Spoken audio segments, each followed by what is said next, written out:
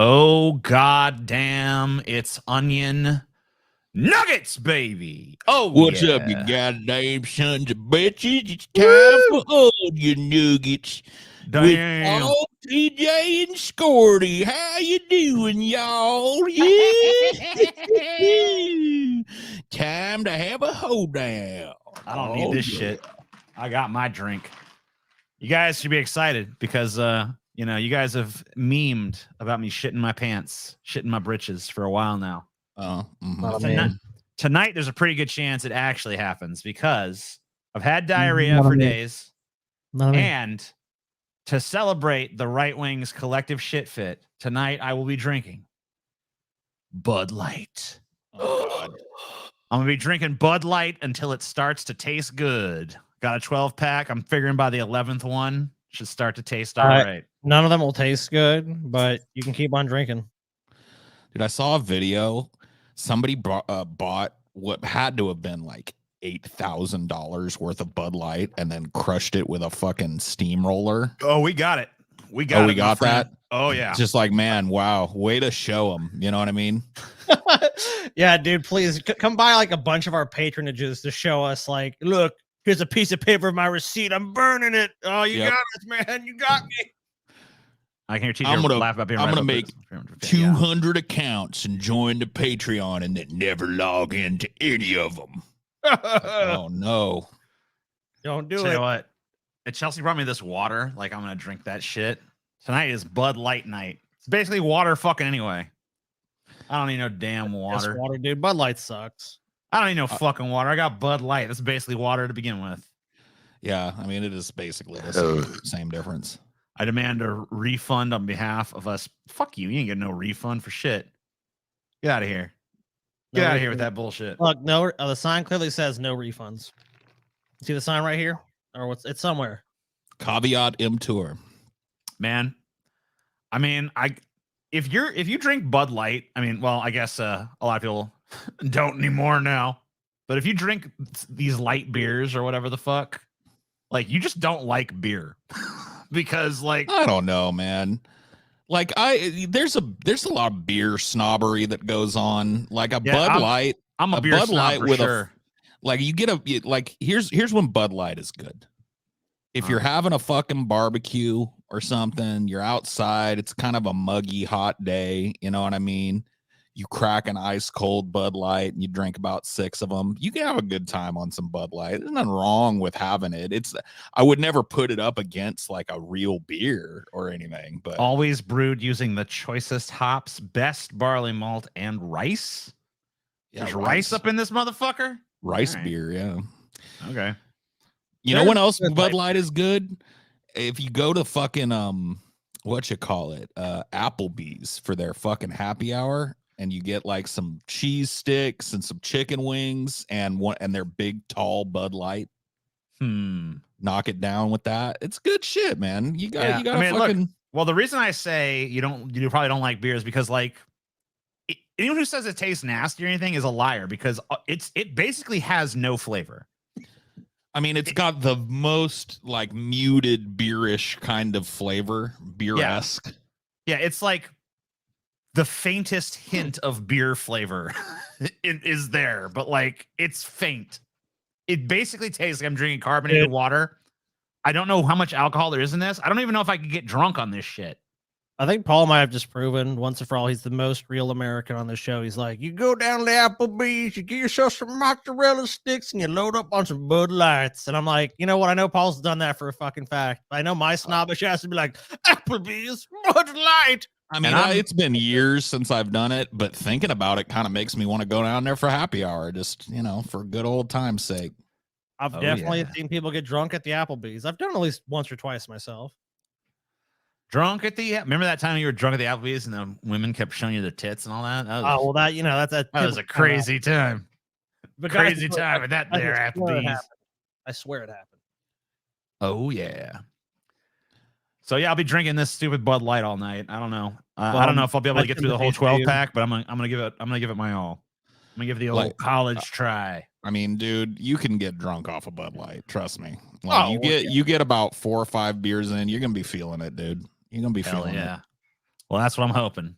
Some of the worst drunk I ever got in my life was on like Bud Light or Natty Light or one of those fucking shit. Oh, dude, Natty Light is a nightmare. How are you chilling it though? If you're gonna be drinking a 12 pack, is it just sitting there getting fucking warm? Oh fuck no, dude. And I have 2 here with me, and then the rest are out in my fridge. So okay. I figured maybe you bought a cooler or something. I might have to make some trips, but I'll probably bring like 2 at a time because I figure they'll stay reasonably cold. Your diarrhea, is that really advisable? Well, I mean, it's Bud Light. That's what I'm saying. You know, this is a good chance you get the pants shit tonight. Well, for that reason. I mean, you mean like the sequel? No, for the first time, Scotty. For the first time. I challenge your assertion that's the first time. Well, you know, you can challenge. We don't need to relitigate that till the end of time. But gone back and looked at the tape, DJ. I mean, we've been scientific about this, and we know for a fact, DJ, that you have fucking definitely shit your britches on the show. You don't know nothing for no damn fact, you lying son bitch. I know it for a fact, man. If you say, I'm gonna really. We don't have a whole hell of a lot of people in here yet, but I'm gonna go over these real quick. I'm just gonna go over the goals. We'll go over the other stuff a little later.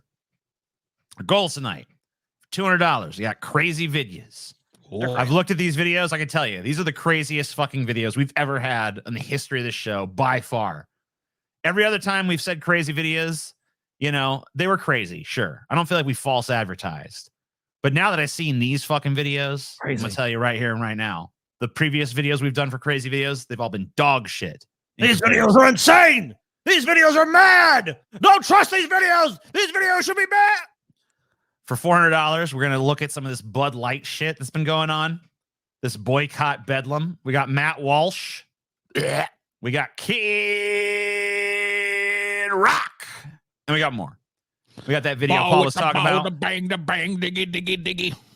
We got that video Paul was talking about where the motherfuckers like destroy like, I don't know, $8,000 worth of Bud Light or some fucking shit. Like, oh yeah, you really showed them. For fucking $600, we got movie set disasters and mishaps. A little fucking history of some of the worst film disasters. I have not all of them are disasters. I mean, some of them are just little mishaps. But we got them all mixed together, you know. Some are fucking huge, big deals where, you know, people die, lives are lost, property is destroyed. Others are just like little gaffes, little issues like that. Intentionally shit his britches, then deny he did it till the end of time. Yep. This is a fucking false flag event, guys. False flag. TJ is actually going to shit his britches, then claim he didn't, even with the brinches. His brinches. I didn't. What the fuck is a brinch, Bob? A brinch is a fucking form of pants, TJ. You should fucking learn it, dude. He's gonna fucking shit his brinches. I don't think there's no N in that. Yeah, there is. You know, TJ, you just understand the American vernacular. He's gonna shit his brinches, and when he shits them, you're gonna see the shit literally coming like out of his pants. He's gonna be like, "I didn't shit my britches," and then he's gonna turn the meme around because people are gonna be like, "TJ didn't shit his britches," though he obviously fucking did. It's a fucking op. It's a fucking work. Don't trust TJ. Dude, I'm going to tell you right now, my stomach is already like, what is this shit?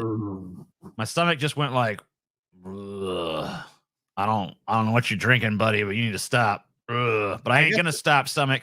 I guess you were sick this weekend, TJ, so you didn't see the Mario movie. You see the Mario movie, TJ? I ain't see that shit. You gotta see the Mario movie, man. I have to. Not because it's great, because you have to obey your master, which is Nintendo. All right. You saw it. I'm gonna take all your money, TJ. Here we go to see the Mario movie. Here's 5 bones. Get us crazy videos. Yeah. For new britches. Yeah, I might need them. The name of washed out. Yeah, perfect. TJ's britches are about to be washed out, boy.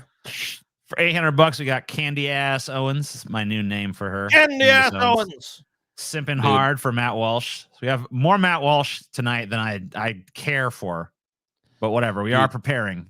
I should have pulled it. I saw this thing where Steven Crowder was like, Mario movie, anti-woke Mario movie, making libs mad or whatever. And then fucking, what's his name? Tim Pool was like, Mario movie is woke.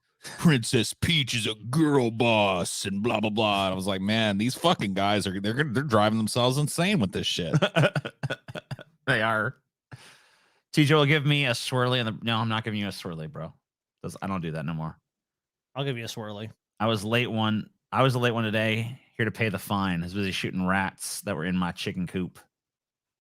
See, that's why I don't have no honestly, damn chickens, bro. That's an excused lateness. If you're shitting rats in your chicken coop, I mean, come on, that's totally normal. See, Chelsea, what happens when there's rats in your chicken coop? You gonna fucking go out there and shoot them? No, dude, she's just gonna get her little Pied Piper flute and lead them out of the chicken coop. Ah, damn it. Fucking chickens.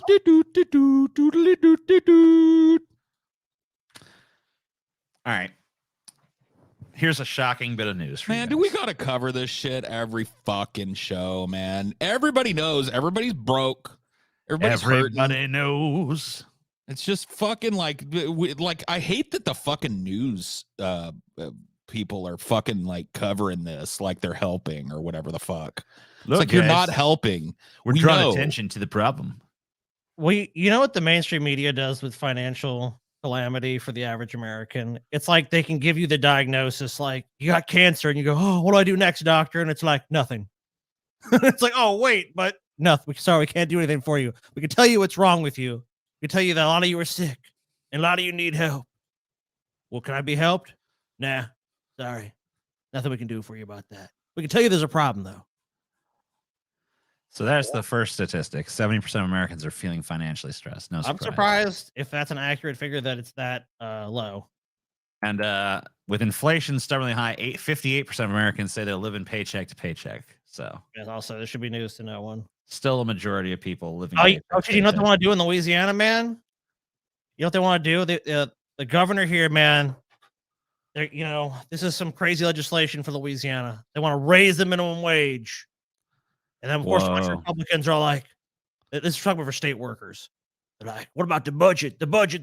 And I'm like, what do they want to raise it to? I'm like, are they talking about some insane increase? I figured like they already make they work for the government $15-20 an hour already. How's raising the minimum wage going to affect the budget? Because it's for state employees. Oh, for state workers. Gotcha. Right. State workers. Right. So I'm like, okay, well, I'm figuring like, so they already plus to make like 30,000-40,000 whatever a year, which is already low, but they give you benefits. So they're trying to, and I find out that they want to raise it to $10 an hour. Yeah, that's what they want to raise. They want, like, we're talking about $10 an hour. And I'm like, is this like what? I'm like, this is the fucking issue here. You're talking about a minimum wage increase that will do absolutely. I mean, like, it will be better than nothing for those people, sure. But like $10 an hour is a fucking joke. Like, well, they should already have been paid that. That should have been like a fucking figure that was long ago passed.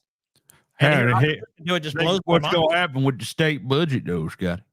State budget out of goddamn control. I'll tell you, it ain't going to the fucking roads of Louisiana. It certainly is not going there. $10 a fucking hour in Louisiana. That's like get you a swamp mansion. You a swamp mansion with 2 gators. Yeah, that's what fast food places pay. But you're gonna work for the government. I mean, look, government jobs. I mean, you can be pretty lazy. Let's be honest. Most of them are like that. But to the fact that it's not already there, it's like they're not, like, how is the government even competitive? That's just government. It's like planned incompetence of like, oh yeah, we're gonna get really good people to work for the government. We pay a poverty wage. Oh, guess they won't be taking that job, right? Socialism. This is the most uplifting story I've ever heard. Truck carrying 40,000 pounds of toxic soil from East Palestine train derailment site crashes on highway. Are you fucking kidding me, dude? It's like retarded Inception, man. It's all like, first the train will derail. All right, then we'll haul it away. What will we do with it then? Oh shit, the truck crashed. Oh no. No, they're clean up. This is just slapstick comedy at this point. Yeah, we've become, America is literally like the fourth stooge or something. I don't even know. Dude, Larry, Curly, Moe, and America. Fuck. Dude, we need to get rid of the Star Spangled Banner and just make our fucking national anthem the Benny Hill theme, dude. Yeah. Everyone rise for our national anthem. It's like fucking. You literally, like, yeah, dude, you're so right, Tyra. If you made this up and put it in a movie, people would lambaste it as being unbelievably fucking stupid. Like, there's just no way, man. All right, everyone rise for the national anthem.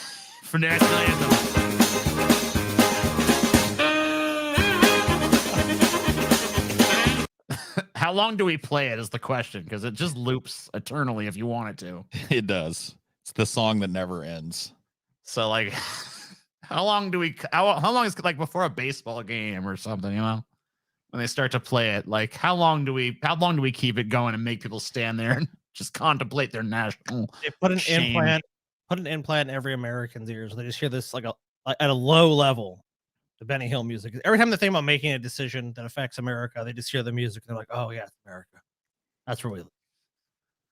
A truck that was responsible for carrying 40,000 pounds of contaminated soil from East Palestine, Ohio, where a train carrying hazardous materials crashed in February, overturned on Monday.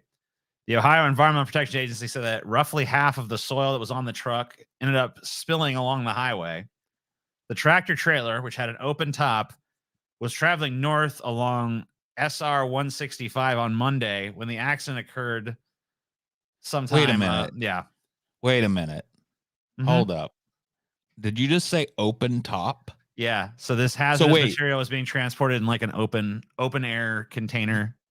Open air truck. What the fuck? Even if it didn't turn over, it left behind a giant miasma of fucking disgusting dust in the air. And like, think about how many times you've been driving behind one of those trucks and they're just spitting rocks the whole fucking time you're behind it, and you're trying to get past it before twigs you fucking and shit. Yeah. And you're trying to get past it before it fucks your windshield up, right? Yep. So I mean, and that they decided that's the best way to transport this fucking poisoned soil that's making people sick. Right. So I mean, like the incompetence, even if this had all gone to plan, the incompetence is staggering.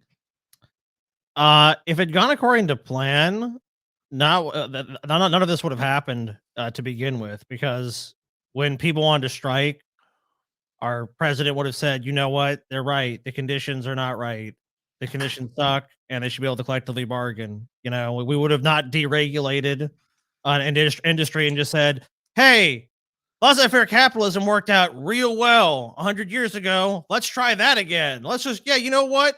Let's let these corporations regulate themselves. I'm sure they'll make it right if they have a huge disaster. They'll clean everything up, right, guys? Oh, yet again, they've lied. Then they send a team in there to go, like, we covered a story last week of it. They sent was like EPA sent a team to the site, and they all got yeah, you might as well fucking play the goddamn music. Just wanted to play our national anthem. What a fucking joke, dude. Are you fucking kidding me?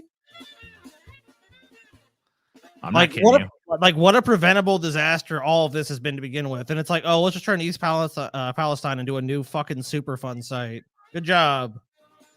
Yeah, so it had an open trailer. Apparently, it was driven by a 74-year-old man named Philip Falk. He had gone off to the right side of the road, hit a ditch and a utility pole, and overturned.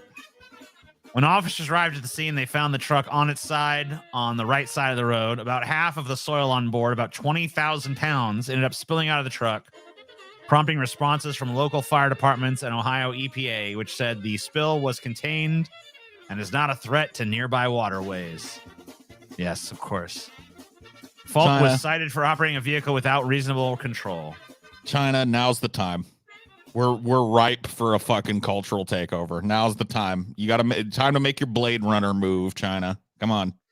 Yeah, I mean, like, if the time isn't now, then when is it? To be fair, I mean, we are a fucking bunch of Keystone cops over here. There's no way that we could fucking solidify a resistance against anybody. Now's the time, man. We're ripe. Ripe for the plucking. At this point, though, China, you might want to consider if you really want us. Yeah. I mean, I'm sure that they could make use of the land somehow. You know what I mean? Yeah. I recommend keeping the land and, you know, doing something about us, you know. But even if you want the land, you better get it now, because we're fucking making every inch of this place a radioactive desert, like at maximum speed. Their countries, they're not really doing too much better with the environment, unfortunately. So, I mean, how good will it be for how long? I don't really think very much longer. I don't think it's going to be good. I mean, look at Blade Runner, dude. Look at Blade Runner. Yeah, it looks like a fucking nightmare over there. But hey, they did it, right? They were able to do it. Yeah, I mean, no one really even knew what a real animal was in that universe. But yeah, they did. They're like 5 years or 4 years late too. It's supposed to be 2019 Blade Runner. They're taking their time.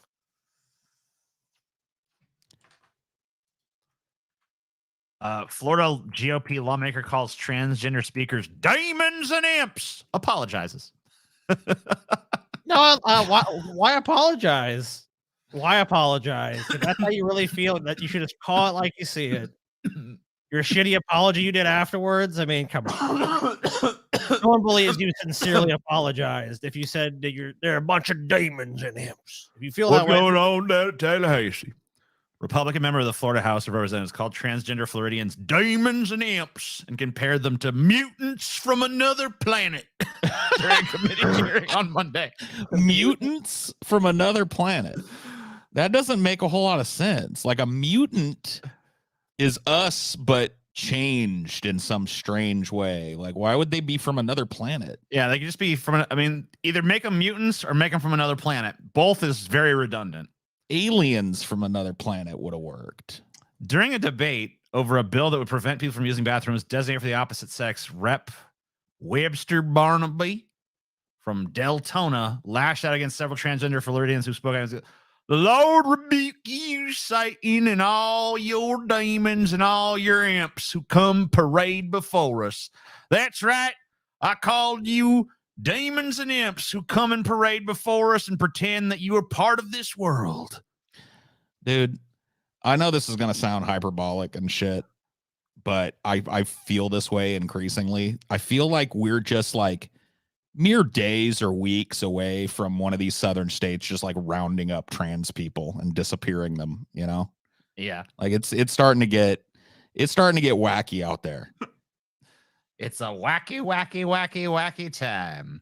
well, I mean, and if you really hear them talk about it, which I mean, I've went and listened to it, 'cause I'm always curious as how these issues are Listen to this. spun from their side, and honestly, what they say is like it's basically like it's just a crazed ideology. Like trans people are just insane, and they're radicalized and just believe they want to be trans, and that's all there is to it. It's like you're just insane and you want to be trans.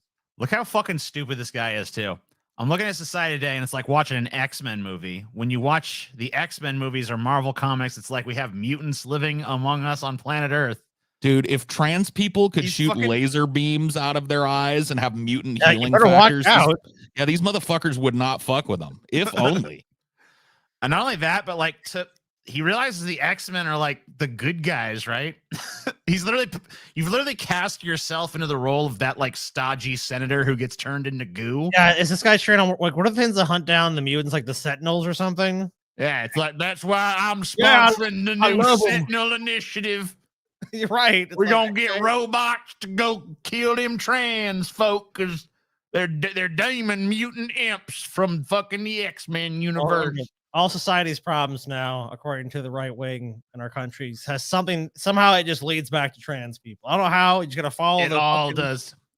Dude, I don't know. like this guy accidentally made trans people badass. You know what I Yeah. mean? Like the X-Men are all badasses. Why would you do this? Like you don't even know how to fucking how to weave a pejorative properly. X-Men, get out of here, dork. Magneto was right. Yeah, I guess so. All right, and then later he said, "I'd like to apologize to the trans community for your demons." Whatever. Yeah, it's great. I think you're all terrible demon mutants from another dimension that should be killed on sight, but I'm sorry that I said it. Like, okay. I shouldn't have said it out loud that time in front of you like that. Sorry. Yeah, I'm sure you are. Apologies, dude. Take that apology and shove it up your mother's ass. Listen to this story. Caitlyn Jenner blasts woke Nike for making transgender Dylan Mulvaney paid ambassador. This is an outrage. Dude, dude, the media and social media has broken some brains in this country. There are people just fucking, the wires are crossed, they got a short circuit. What kind of fucking circus clown world are these people living in? I don't understand how like a trans woman is like, no trans fucking ambassador for Nike. You know what it is, though? It's Enough. because people who are super rich and well off, just like, yeah, it's not an issue for me, really. I'm fine. Hey, I didn't see you fucking turning down all those like fucking, oh, she's so heroic. Give Caitlyn Jenner the hero award for being a hero. Of course not. Well, no, Then it you've was never all seen well that and good. Like, happen. yes, thank you. of course. But now someone else is doing. Nope, this is an outrage. I'm the only good Jenner wanted her trans. gender identity affirmed and accepted and everything, and then to literally just spit in the face of someone else, it's just like that's mind blowing. Should have been me. Yeah, should have been me. I'm the only good trans. Yeah, because so conservative trans people are the only ones worth a shit. Is essentially what's being. Who's said. Dylan Mulvaney? Dylan Mulvaney, as far as I can tell, is some really annoying trans bitch on TikTok. Yeah, I don't give a damn what the content that is. Fucking like I mean, as far as where I'm concerned, unwatchable. Fucking unwatchable. Like just painful to fucking watch or listen to. But like her whole fucking thing is trolling the right. Like that she's that way on purpose. She's like literally that's how she makes her nut is trolling the right by being the most flamboyant, crazy fucking trans advocate that you could possibly be. She's a great lightning rod because now everything I'm just waiting. I want her so bad, and I will fucking love her if she does this. I want her so bad to like just endorse Oxygen because I want to watch all these fucking motherfuckers try to boycott Oxygen. All right, now's our chance. All right, boys, get here we go. Don't they One already? last breath. Come on, don't they already do that? They're all fucking. I mean, most people taking up these positions are pretty brain dead. If we're being honest, maybe there's a few of them that can make a cogent argument, but for the most part, it's just. It's weaving a narrative. Oh, TJ's boycotting air over there. Look at him go. TJ, are you okay? Whoa, did you just take a breath? Whoa. The trans people. I tried, boys. I tried so hard. You just castrated 3 children yourself for what you just did, TJ. You're a monster. I'm worried that Bud Light makes TJ more gay. Well, I tell you, they should be making more trans. I'm pretty sure estrogen's in this. Yeah, I think there's estrogen in this. It doesn't list it on the bottle because, but I'm pretty sure it's in there. Yep. Dude, Bud Light must be loving this shit. Oh, dude. I mean, my brand awareness of Bud Light has skyrocketed. And, even though the thing is, the reason I'm holding a fucking can of Bud Light in my hand right now is not, it's because the second I saw Kid Rock shooting it, it kind of got sexier. It was like, that fucking piece of shit that I hates this beer.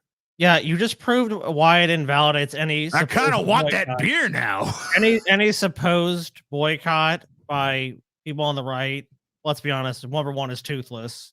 It's temporary, and a bunch of people like you, TJ, are going to go into the world and go, really? Well, this group of people I dislike said this product sucks. Guess who's buying Bud Light? TJ. Yeah, TJ's dumbass goes out there and buys a fucking 12-pack. No, dude, I'm not doing that. I felt like an American hero buying this shit too. I felt like I was doing my patriotic duty. Was the section you bought in well stocked? Was it just like Bud Light overflowing? I mean, no, it was just like normal.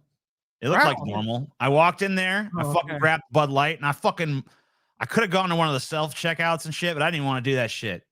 I wanted someone to check me out so I could look them in the eyes. I bought it like, yeah, that's right. I'm buying Bud Light. What of it? Unfortunately, the guy didn't seem to be in on whatever my head narrative was. Just like, hey, man, how's it going? Like, yeah, you damn right. I am buying Bud Light. It's like, almost like no one in the public gives a shit about this issue, really.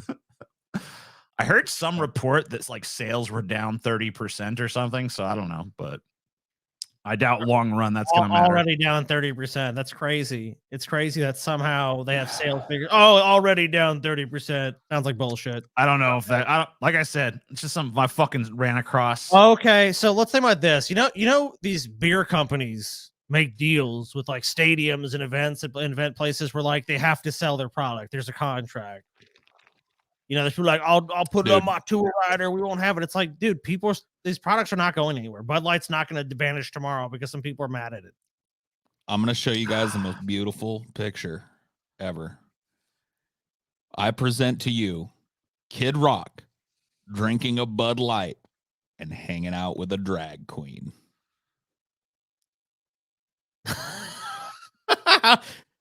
You got some explaining to do, boy. What the hell's this, Kid Rock? but he's all against this shit, right? I mean, look, I hate this damn shit. I'm Kid Rock. I love how he's wearing. Is he wearing a Coors hat as he's drinking the Bud Light? He's wearing a Coors hat. He's drinking a Bud Light, chilling with a drag queen at a show.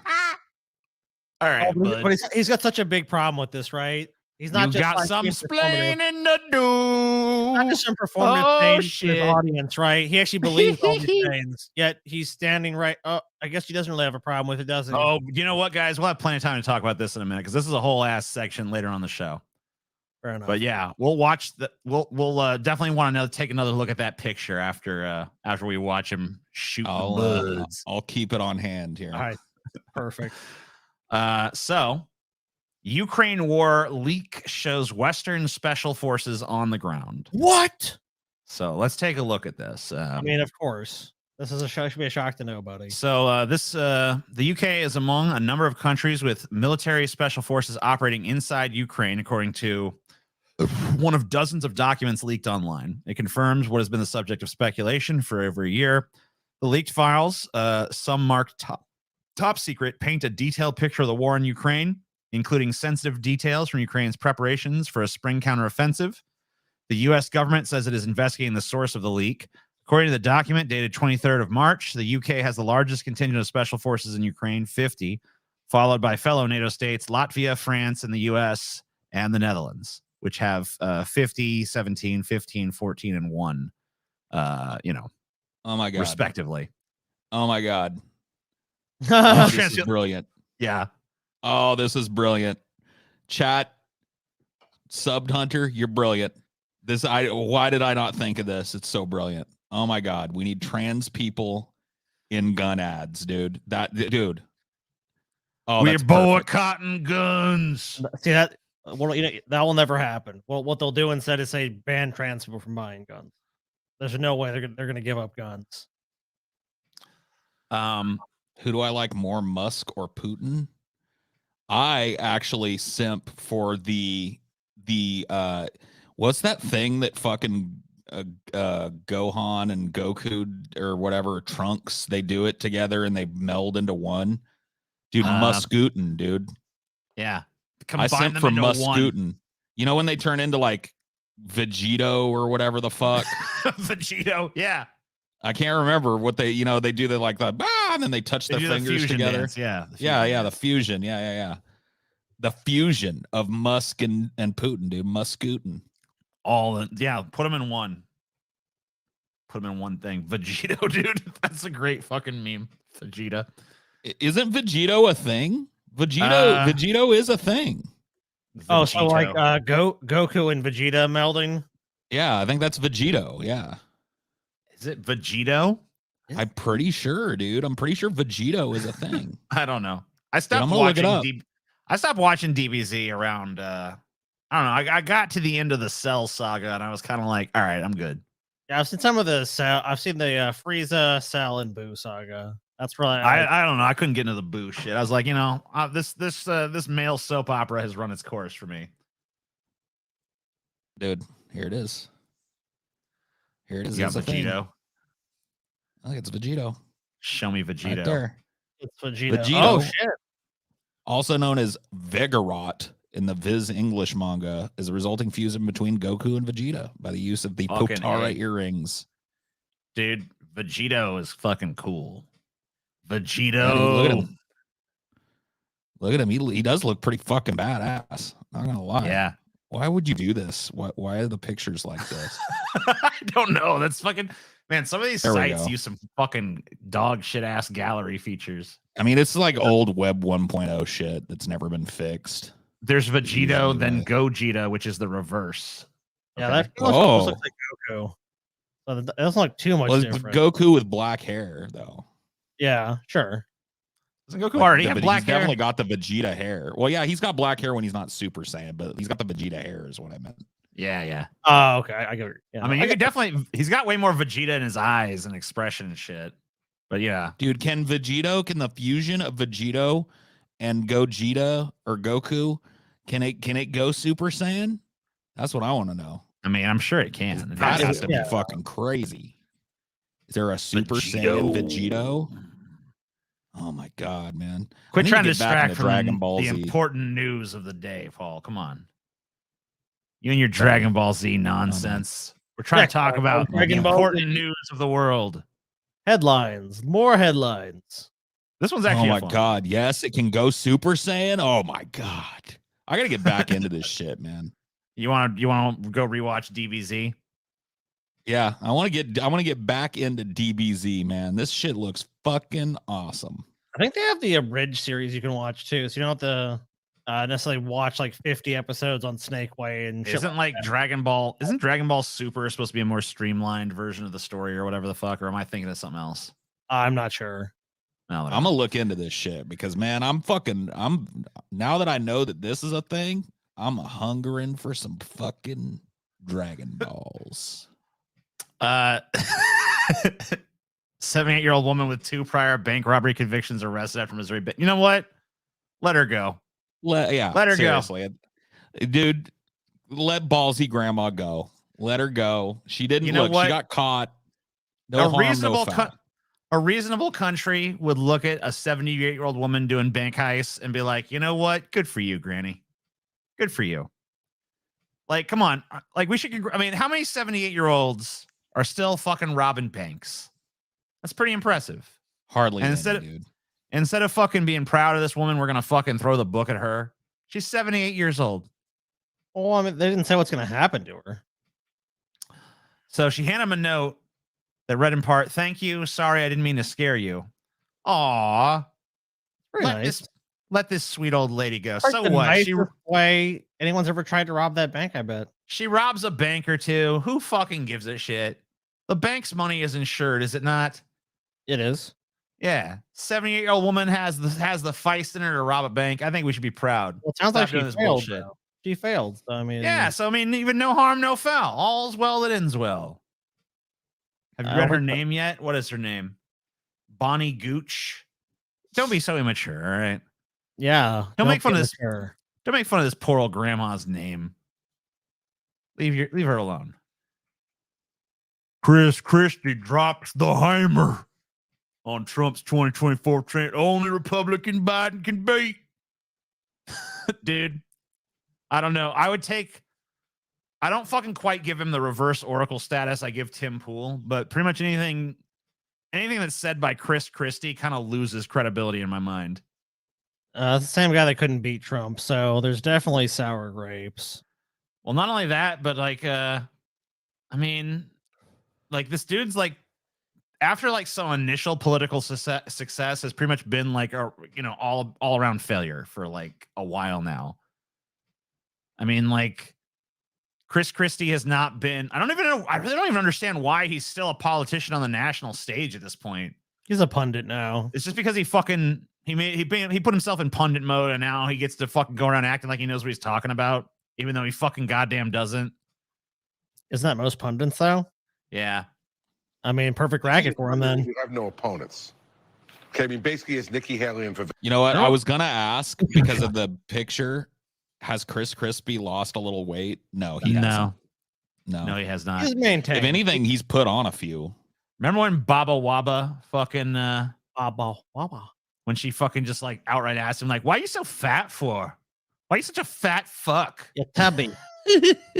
All right. Oh man, Paul, this is important news for you. Dragon Ball Z Kai is the streamlined re-release. So that's Dragon Ball Z minus a lot of the filler. Dragon Ball Super is a sequel series. So Dragon Ball Super continues DBZ. Dragon Ball Z Kai is a streamlined re-release of the series. That would be fun to watch it like that. That cuts out a lot of because there's bullshit. There is way too much bullshit. I don't need fucking 25 goddamn episodes on Snake Way, dude. I just don't need it.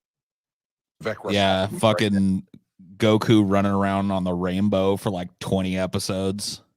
Yeah, it's fucking Rainbow Road or whatever. Yeah, like that can be a couple episodes or some shit like that. As long as it's interesting. When it starts getting boring, move on to some other shit. Yeah. He's got that guy in Florida. Right. I'm not gonna sit here and listen as fuck. But anyway, yeah, he said this shit. I want to watch that guy eat a box of fucking donuts. That's the only thing I want to see him do. I don't want to see him fucking talk about anything. I want to give that guy a plate of fucking food and just watch him eat. Because it's Chelsea. Chelsea, are you in the chat? Chelsea, if you're listening right now, beer me, baby. Damn, authentic. Yeah, you're drinking Bud Light like an authentic Bud Light drinker, man. Yeah, if you fucking drink Bud Light, your wife brings you that Bud Light. That's how that works, right? Give me a brewski. Yeah.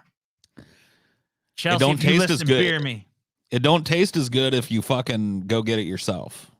No, of course not. That's true. Now, I mean, if she's not watching, I might have to resort to just getting it myself. But you know, hopefully she's watching. Hopefully You might she have to get a little bit more angry though.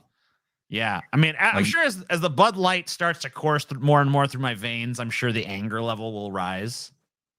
You know, I'm sure I'll be more. You like, got to start "Yeah, calling her. Stop calling her by her name and call her woman. woman. Get Yeah. me a beer. Get me a damn beer, We're about to woman. see- We're about to see a beer dumped on TJ. Get me a goddamn beer, woman. I don't see her in here, so I'm pretty sure she ain't hearing none of this. Oh, I think you Damn. heard it, and you said that shit, and it was like she's probably like, oh yeah, I'm gonna get TJ. Never mind. Unfortunately, the Text her. OG music in Kai was removed due to the composer being a plagiarist. The music is good though. Up, she heard. She heard. Yeah. Damn. Thanks, woman. Oh shit. It already what? It already smells like cheap beer. It already smells like cheap beer in here. Yeah, well, that's how it smells when I'm doing my thing, woman. God, Making right, money, okay. keep your ass in fucking riches, you fucking woman. I'm a man. I drink Bud Light. I'm a man. She just Better not redneck push it coming too out. far though. She might have to bring you another one.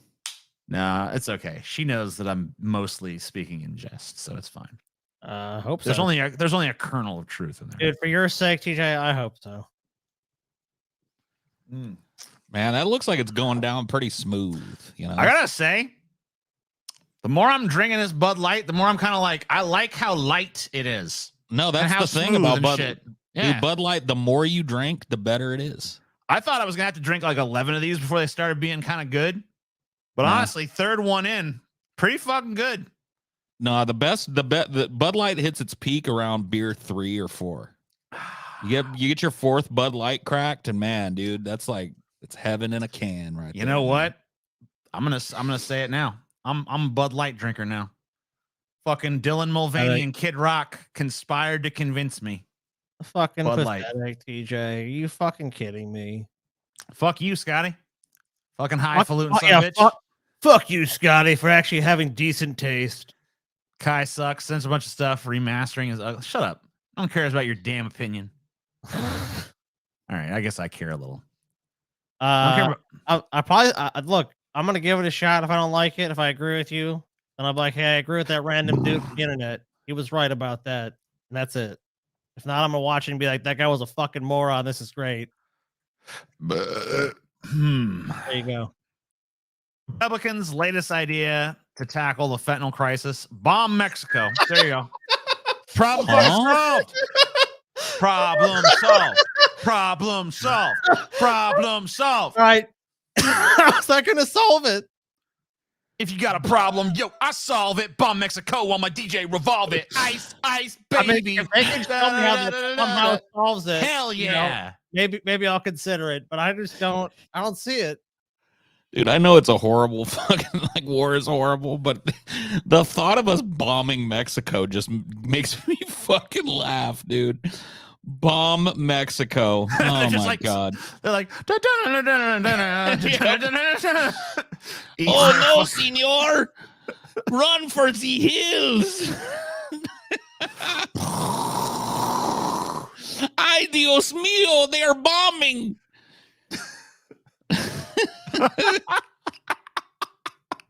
Fuck. Grab your sombrero. It's time to Mexico's run. gonna pay for it. Yeah, that's true. Mexico's gonna pay for it. Let's see what was actually said here. Let's see how Then fair why- this headline yeah, is. you know, Here. Can I say something, man? It's Yeah. really depressing. We have this fucking credible threat to the north of us, and we have these dumb politicians out of fucking line going, let's bomb Mexico. No one wants to attack Canada, dude. No one wants to do it. I don't get it, man. I don't understand it. The only fucking person on my side on this is Tucker Carlson. I don't want him on my side. That's the only other dude that said anything about this, and I don't want him on my team. Like he's not allowed. A number of Republicans. Scotty, your Bomb Canada initiative is going nowhere fast. I That's all gotta fucking say know, about it. dude. Believe me, that's why I'm fucking sad. But anyway, yeah, some GOP. Yeah, they're basically they're saying they want to bomb the cartels and the drug labs, right? So like, yeah, we're gonna go take care of that. Isn't that shit all in like major, just like in the cities though? Yeah, like, just, Mexico, prop tough, we done it.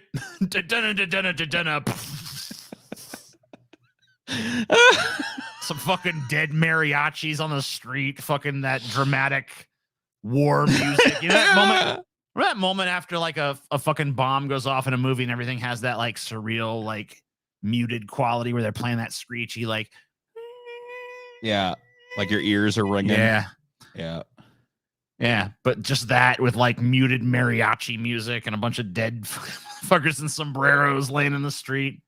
Orale, they're bombing, ese. Time to run. They're playing like a fucking song as they go, no me gusta la bamba, no me gusta. Oh, I was always surprised when like the hood ass Mexicans hanging out in the back of me and Scotty's first apartment, because that was a lot of fucking like Hispanics living in these like super cheap apartments and shit. Yeah. But I was always like surprised to hear that the music they listened to was pretty much exactly identical to the music that I'd hear in like any generic Mexican restaurant. Oh yeah, for sure. They listen to corridos over there. Yeah. And I was just like surprised. I thought they listened to some like hard, like hood Mexico shit, you know. Well, if but you listen to like, if you listen, like, it's funny. Like, corridos are actually funny. You should look them up one time, because if you listen to them, they sound just like that, like Mexican restaurant music.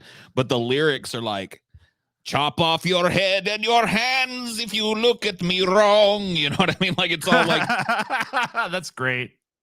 Oh man, they're probably listening to that shit then. That's great though. Please accept this offering, my dear supple lords. I've suggestion gauntlet beyond the imagination. Jesse Lee Peterson. No. Oh my dude, God. we could. I mean, I'm gonna tell you right now. We couldn't do it. You know, I'm gonna fucking create like a little gauntlet category for just like all of the stuff that we could maybe do an hour on, but we could never do a full fucking 6-hour show on. And Jesse Lee Peterson, there's just like, I want to do an episode on him, but not a gauntlet. Yeah, you couldn't. It's just he's too fucking like he's down here. You could, man. I just don't know if the results would even be that awesome. You know what I mean? Yeah, I just feel like it would suck. I feel like it might be entertaining for like an hour, and then you'd be like, oh my God. no, dude, Spanish music, I'm telling you, if you've never been to like, because I grew up in an area that's heavily like, you know, like immigrant Mexican and South American, Central American immigrants and shit, dude. That shit, like if you're doing what TJ's doing right now, down in some Bud Lights and listening to that music, you may not like it when you go in, but you're going to love it when you come out. It's a vibe. It's a whole vibe. Whole ass fucking vibe. You don't know shit, dude. Shut up, Scotty. I know more than your ass does. I know more than your stupid ass does, Scotty. You dumb. You ain't never been to a bitch. quinceañera, TJ. You don't know nothing. I've been to everything. You ain't never been to no quinceañera. You even know what I that know is, what's TJ? what. No. Man, you don't know, sad, dude. Such a plebeian. I don't know shit. TJ just a slice of Wonder Bread over here. Damn. Ain't kidding. I'm getting dissed. Wonder Bread with mayo on it. You literally lived in an area like of California with tons of Hispanic people. So what? What's that have to do with anything? It's someone celebrating Bud Light Michelada. Yeah. It's celebrating your 15th birthday, dude. It's a big it's a big deal. All right, check this out. We're People gonna have like insane parties and stuff. I don't care about that shit, Scotty. No Mexican is drinking Bud Light, dude. Shows what you know, bitch. You don't know shit. You think Mexicans just buy Dos Equis because it's like marketed to them? No. Do they drink Bud fucking Light? Me and Taylor will pick up trash as we go around. I can tell you, we've been to a number of job sites where people will like throw their trash and they'll go in a ditch. And a bunch of people work on those trash sites, not trash sites, but work on these construction sites, are Mexican or Hispanic or from Central American countries, and they definitely drink Bud Light and Coors and all those American beers. Damn, you have to go pick up trash? We don't have to. We just do it. You guys voluntarily pick up trash? Yes. Wow. Fucking wow. What's wow about it? I'm impressed. It's like you guys are fucking model citizens and shit. It's crazy. You just leave litter on the ground? I mean, I'm not picking up no one else's shit. I'm not saying We I'm have a grabber, dude. Oh, you know what's disgusting when people leave at a lot of sites as diapers.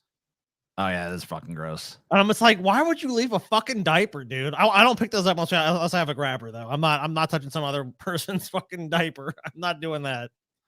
Just think how many of those diapers are old people too. I mean, they're not all baby diapers. Baby diapers, yeah. That I haven't seen. I don't know. Some of them are old people. Some of them might be Depends and shit, Scotty. I mean, they're like diapers this big. Yeah. Be surprised how many people leave. Dude, people leave those in parking lots. They leave them in restaurants. I've seen them in a number of fucking spots. A lot of Mexicans I know listen to a mixture of hardcore metal, punk, 90s rap, and oldies. Yeah. There's also a huge love of the for the Beatles. I never heard no Mexicans listen to no Beatles, but I'm sure that happens. Anyway, people have a wide variety of. Scotty, I don't know what our money's at. Usually, you're the one that fucking praises me of that shit. So, yeah, because I'm a greedy fuck. 241. 241. So that means our first thing has been funded. We've got crazy videos. All right, listen. Awesome. I'm not going to bother selling you crazy videos because we've already fucking paid for it, but I'm just going to tell you these are some crazy fucking videos. Stay tuned because, you're going to have a good time. You're going to have a fucking good time with that. All right, $400. We got Bud Light, Boycott, Bedlam. We got Matt Walsh. We got Kid Rock. We got more. All right, tons of fucking people freaking out about these Bud Lights and the cultural impact of them and all this bullshit. It's a whole fucking clusterfuck of nonsense. All right. For $600, we got movie set disasters and mishaps. We got some crazy shit in there. All right. I pulled that section myself. A lot of wild stuff. So if it sucks, also your fault too, right? Oh, it's not gonna suck, bro. I'm telling you. Okay. I'm hoping. I got some shit. I got some shit that it's fucking wild. All right. Some of the shit that happened. It staggers belief to think that a production, like you think that Rust shit was some fucked up shit. There's movie sets every bit. There's movie sets every bit as fucked up as the Rust set. Oh, right?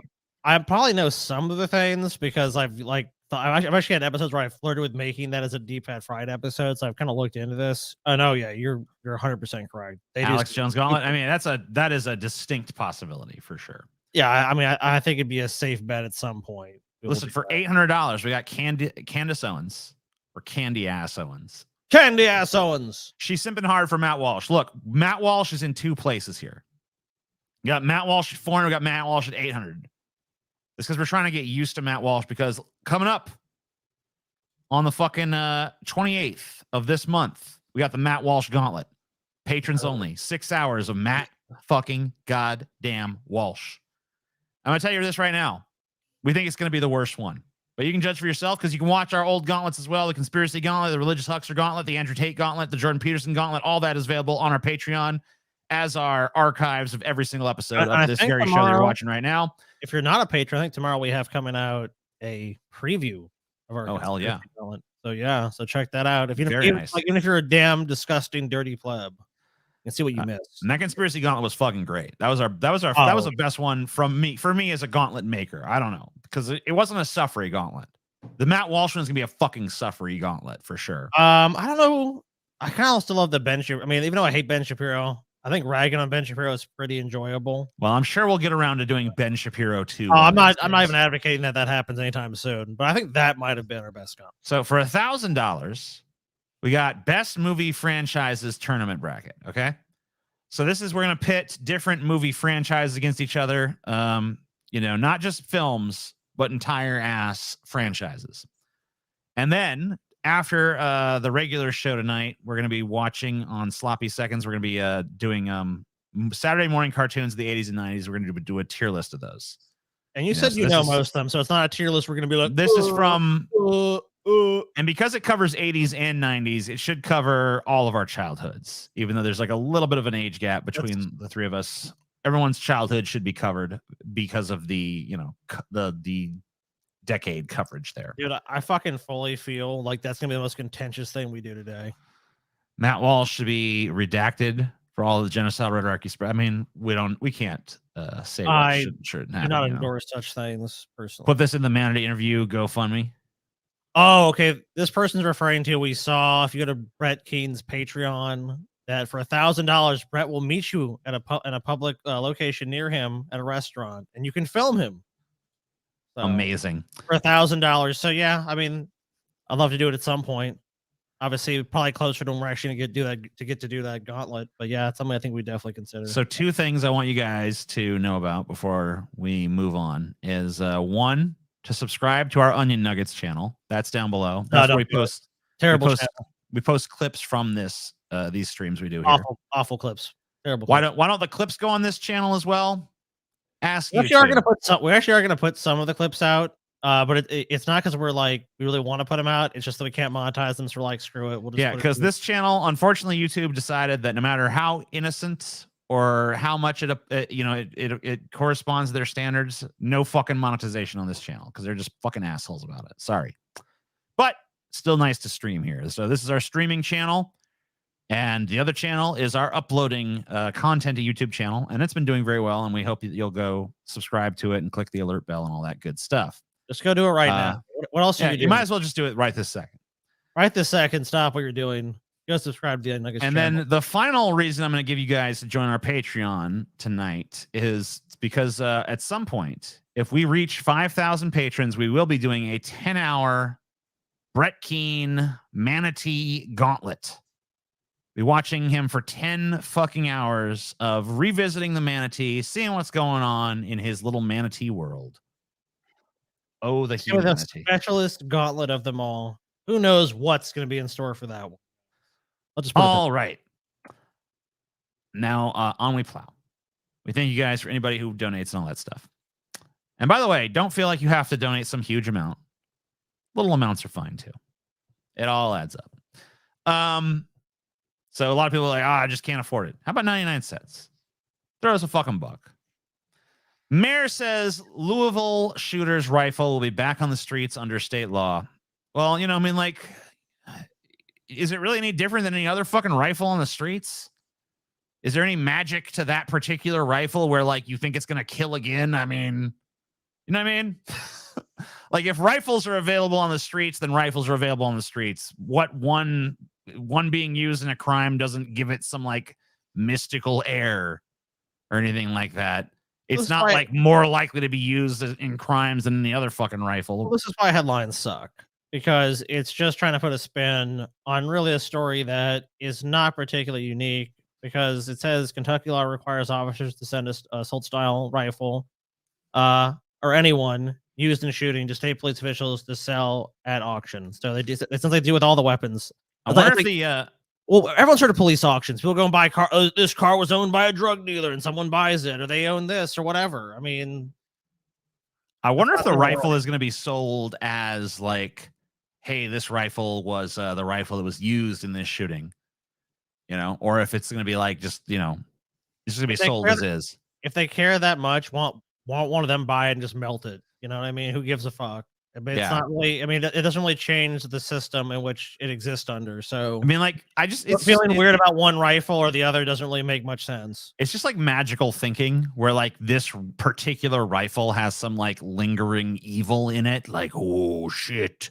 The aura of evil surrounds this particular rifle. Woo! So many people just fall into superstition, dude. That's what it is. Oh, this is a bad weapon. This is a bad one. If you're concerned about rifles on the street, be concerned about all rifles, not just like this one emotionally charged magic evil rifle. Like, the rifle didn't do it. The rifle didn't make that motherfucker shoot a bunch of motherfuckers. So she's not even drinking a bottle because a man, I don't need no damn bottle. I drink out of a can. Like a real fucking can, like a real American. Like a real American woman. I mean, man. Sorry, the estrogen in this fucking beer has got me all confused about my gender identity. You know how that goes. That shit is. What's the story? Okay, I guess that's all we're getting. That's all you get of that one. Fuck that story. Okay. Were you into that story? Did you like that story, Scotty? I don't even remember that story. You can get into the fucking story, barely. You fucking laying out late at night, fucking jerking out. Oh man, the fuck, according to Louisville law, they gotta resell the rifle. Oh yeah. Oh! Yeah. You know what? It's almost like you were there. Yeah. I mean, Those how'd you fucking know? House, Fuck, those really? house cameras are paying off. Yeah, they must be. You fucking quit jerking off to that fucking story, you weird fuck. We're moving on. Welcome to the future. Kill many. All right, listen, Scotty. Top secret documents were posted on Discord Minecraft server during an argument about Minecraft maps and the war in Ukraine. It's not surprising. Minecraft Discord used to leak most damaging U.S. military documents in decades. I wouldn't even agree with that necessarily. That seems like an exaggeration. I mean, it's definitely not good. Oh no, I wouldn't say it's good. I would say you're good. I was just saying, like with things like WikiLeaks and stuff, you know, which I guess has its ties back to trans issues in a way. So conservatives can probably lose their minds over that. Like, I would say that was probably more damaging than this, but I guess that remains to be seen. So wait, they say it's the most damaging leak in decades, but then later in the same article they say it's not considered sensitive enough for military officials to call into question the U.S.-Ukraine relations. It does cast light on growing problems of data security and private. I mean, if you got someone that's so stupid they're gonna leak fucking top secret data in a Minecraft server, I mean, yeah, you got some problems. But that's not a security problem. That's a you hiring morons problem, which I guess is a security threat in and of itself. Paul's 24-hour 40K lore stream win. Ooh, I don't know about 24 hours, but I do love nerding out about 40K. 40K. Have you started buying that shit yet? No. Are you kidding me, dude? Paul, it's time to fucking it's time to fucking go down the money hole, Paul. Analysis paralysis, TJ. I understand, because I'm the same way. I get that same way when it comes to stuff. Like, I'm not sure which way I want to go with stuff. But you know what? I feel like you've already made your decision in your heart. Go ahead and just do it. It's time. You're right. You're right. I know what I want in my heart for sure. Yeah. Just follow your heart, buy the shit. Because you know what? People want to act like American consumerism doesn't make you happy. Maybe it doesn't make you happy, but it'll distract you for a minute. It makes you complacent. I was actually which is nice. I was by a Warhammer store. They had a bunch of shit. I was like, oh shit. They have tons of They have like 3 or 4 Warhammer stores within like a 20-minute drive of my house. That shit is popular. There's a bunch where I'm at too. There's like places where where people play. Like I've been wanting to go down and just like not even go there with the intent to buy it. But if I do buy it, I want to go to like a retailer though. Like I want to support like a retailer, not like online orders. Oh, hell yeah. I mean, that makes sense. Most of those places have tons of events. So yeah, if you want to go down there and check it out, I mean, you could definitely just watch some people play and kind of get a feel for it. I mean, so this is a story I saw a bunch of people getting mad about. Maybe you guys will see why it's maddening or whatever the fuck. But this dude, Nick Cannon, who's fathered 12 kids with 6 women, says he's all in if Taylor Swift wants to have a baby with him. And a lot of people are like, this is creepy that he would say that. But I mean, like, he's just putting it out there, you know? Like, maybe she's interested. You don't fucking know. How do you know if you don't ask? He's just hoping. He's like, hey, I've already got 12 kids. Like, I need to go for like 20. Yeah, so, I mean, I don't know. I mean, like, out there. He's just saying, you know, if she wants to have a baby with him, he's down. He needs to stop. He's not trying to force her to do it or anything. This is kind of rapey, TJ. He needs to stop it. How's he gonna? It's not rapey. He's just saying like I'm all in if she wants to. I mean, if she wants to. Did she express interest in having a child with him? No, but he's just saying if she's down, he's down. So I mean, what's the problem? Dude, 12 is absurd. It's time. Dude, he should be pinned down and get the snip. You think it's time for the snipping? It's time for the snip. Dude, we don't need 12 more Nick Cannons running around out there. That's ridiculous. I'm going to tell you this, guys. The Weeb Gauntlet has been tossed around. All right. Don't get too excited. We have not committed to it as of yet.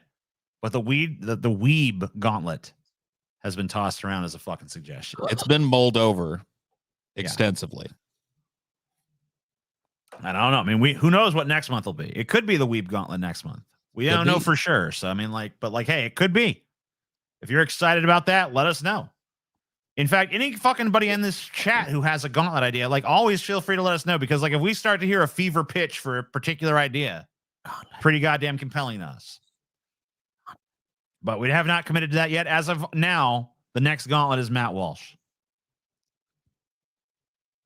Even just saying that kind of makes me feel bad for a second, you know? I threw up in my mouth a little bit when you said it. I mean, like I said that, and then I legitimately felt like a certain tightness in my chest, like, ooh.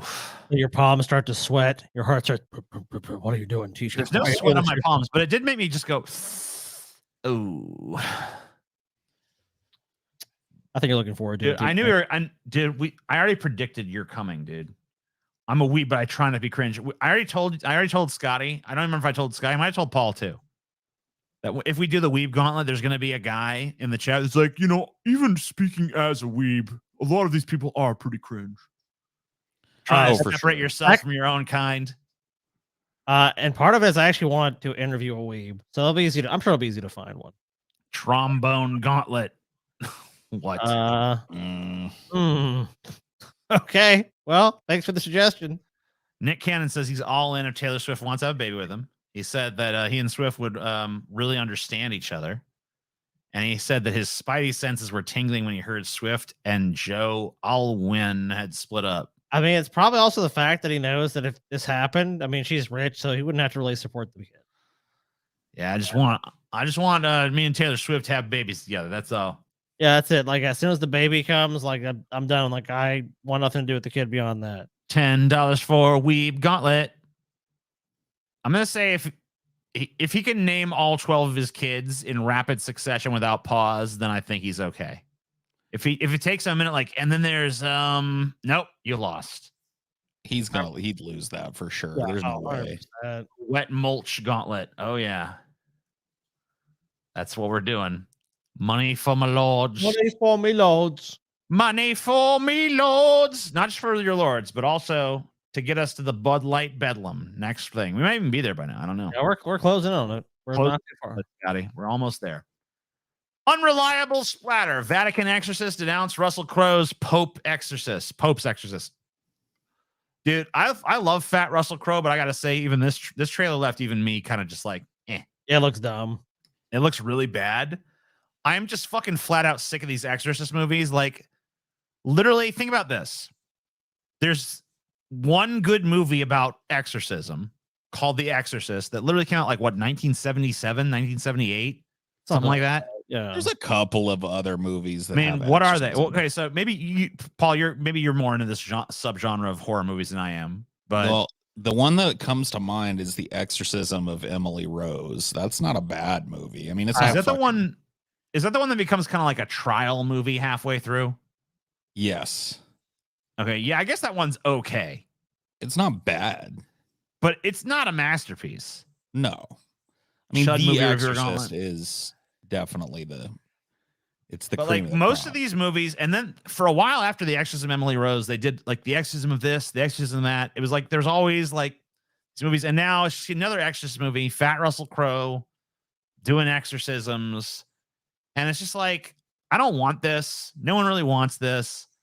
But the fact that the Vatican is against it kind of makes me feel like I'm a little curious. Like in the same way that Kid Rock shooting the Bud Lights made me curious about Bud Light, the Vatican being like, we hate it, kind of makes me go like, when it comes to Prime or like whatever free thing, like Netflix or wherever the fuck it goes, I don't know what streaming service it'll be on. That's when I'll watch this movie. But I don't think I'd pay for it. It looks really bad. The Vatican, I mean, if they're announcing it because it looks like a shit movie, then we agree. If they're announcing it because like it's sacrilege or whatever, they're the Catholic Church. They have literally no room to talk about anything. you know, I'm kind of interested. To do see you it, feel honestly. like you are you like a fan of exorcism movies? Not really, I no. do like a good exorcism in movies for sure. Yeah, pretty much the only movie I can think of that I like is just the original Exorcist. I feel like pretty much everything else. I mean, Emily Rose, like you said, I felt like was okay, but most of these are not very good. Yeah, it's not the horror genre. But I guess I don't know. I guess I'd consider checking this out on like a Prime or something. The Vatican hates it because it's 100% accurate. Yes, I'm sure. But yeah, I don't know. Russell Crowe. Colorado sheriff honors deputy after he killed man who mistakenly got in wrong car.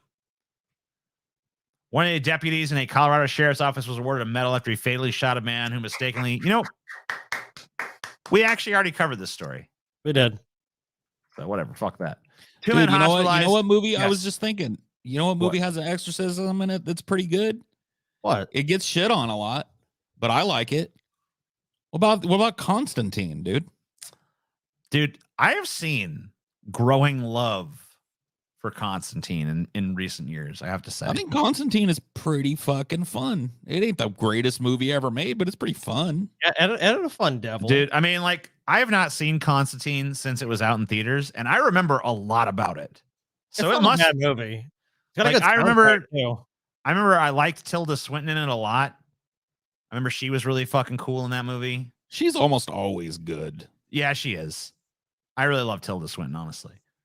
I love fucking the exorcism scene in that movie with the mirror and shit was great.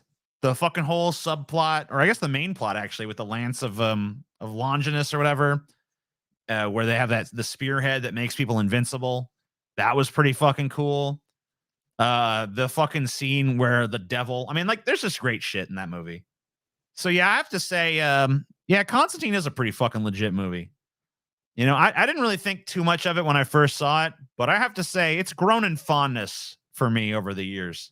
I might give that a rewatch soon. They're developing a sequel. I just looked into it. Oh, sick. They're working Is with Keanu coming back or what? Yep. They're working with Fucking Keanu and they're making Constantine too. Yeah, I mean, Keanu Reeves, I don't really think much of him as an actor in terms of like him emoting and shit, but just like the stuff he's willing to do for a role is pretty impressive. I would say almost as impressive as fucking Tom Cruise. But Dude, he's a great Yeah. a great action actor. Like he just is. He's good at it. I watched all the John Wick movies recently, and they pretty much stay consistently good. They never get great for me, but they're all good. They all have great fucking action set pieces, and they're just a lot of fun. They're great popcorn shit. 2 men hospitalized after. Oh, I probably should put it on the screen. Yeah. Fuck. 2 men hospitalized after game of Monopoly ends in sword fight. Makes sense to me. Yeah, it happens. You know, I mean, you gotta I mean, dude, Monopoly games can go on for like 12 hours. They can go on for an insanely long amount of time. And if you lose, if like it's just you get a string of bad luck, you know, mortgage all your properties, and like, you know, just like, oh, the other person eats your lunch, you know, late stage capitalism becomes that Monopoly where they literally just have everything. And you've had so much invest and you thought you were gonna win, dude. I'd pull out a sword too and be like, you know what? Let's fucking battle to the death. And whoever wins that battle actually win Monopoly. Dude, there's some good ass fucking. I'm looking at an IMDb list of exorcism movies. Okay, so there's some good ones on here. You remember that movie, The Right, with Anthony Hopkins? No. No, I don't remember. 2011. It's pretty good. Okay. The Right is pretty good. It just depends on how much you're willing to stretch it. Evil Dead kind of has exorcism in it. Well, yeah, I like Evil Dead movies. He gets possessed and then he has to exorcise the demon himself. I mean, I guess that counts. Yeah, sure. It's if you're in that context in that movie, I really enjoy the Evil Dead movies. So yeah, I'm looking forward to that new one coming out. I don't know. I think it looks pretty good, but I'm hoping it's actually good. Whole Foods. Oh shit! I probably should put that up. TJ, that's a fucking beer hitting you.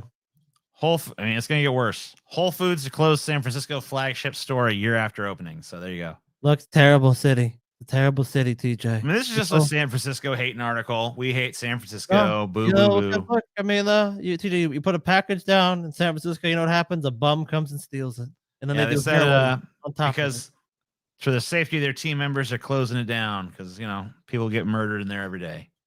So what actually happens? So like, what's the story? I don't know. After a short stint in San Francisco, the Whole Foods at 1185 Market Street is closing this week. The Whole Foods at Trinity Place is set to close on April 11th. A Whole Foods market spokesperson confirmed to SF Gate.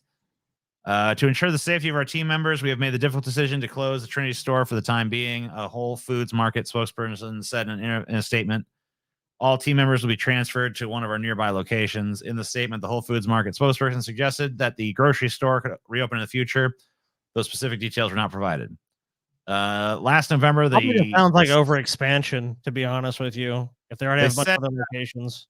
They cited high theft and hostile people as why they're closing it. High theft. So High theft and hostile folk.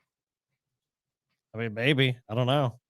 Yeah, I mean, and they were doing exorcisms right there in the aisles. It's true. Did you know that?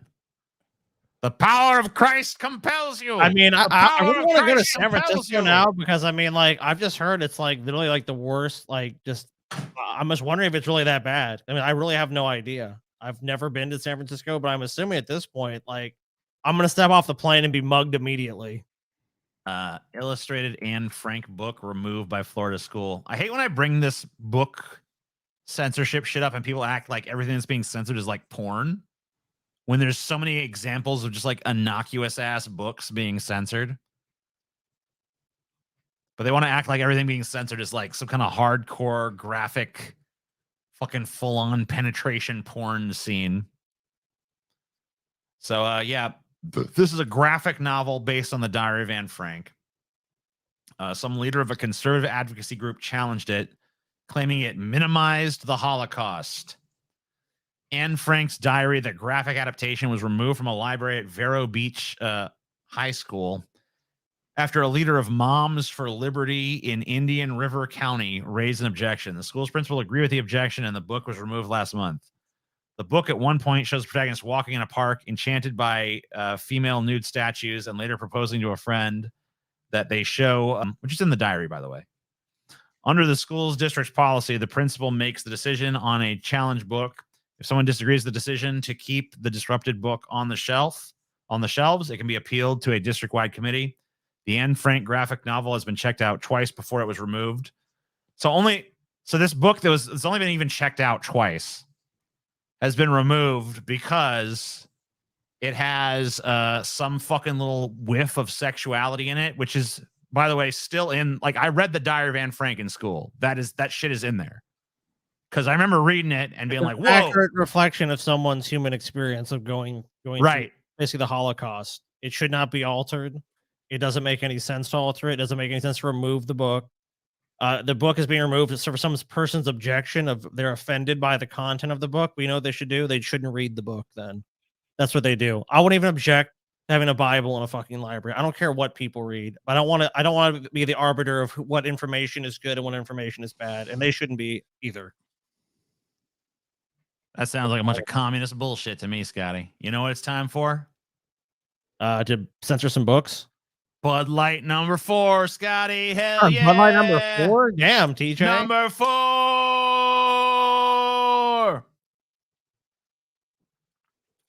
TJ, your friend's here. Paul, what are you learning about the world of Exorcist films? Are you still on that? No. I've got somebody said I have ADD. I think that's the opposite of ADD. I can't stop paying attention to one thing. Paul's just like fixated, like, yes. Did you know that hyperfixation on something like that can be a symptom of ADD, though? I did not know that. Yeah, it's true. It's a ADHD is really a failure to regulate your interest in things. It's not that you can't be interested in things. It all stems from it's like a dopamine disorder at the end of the day, right?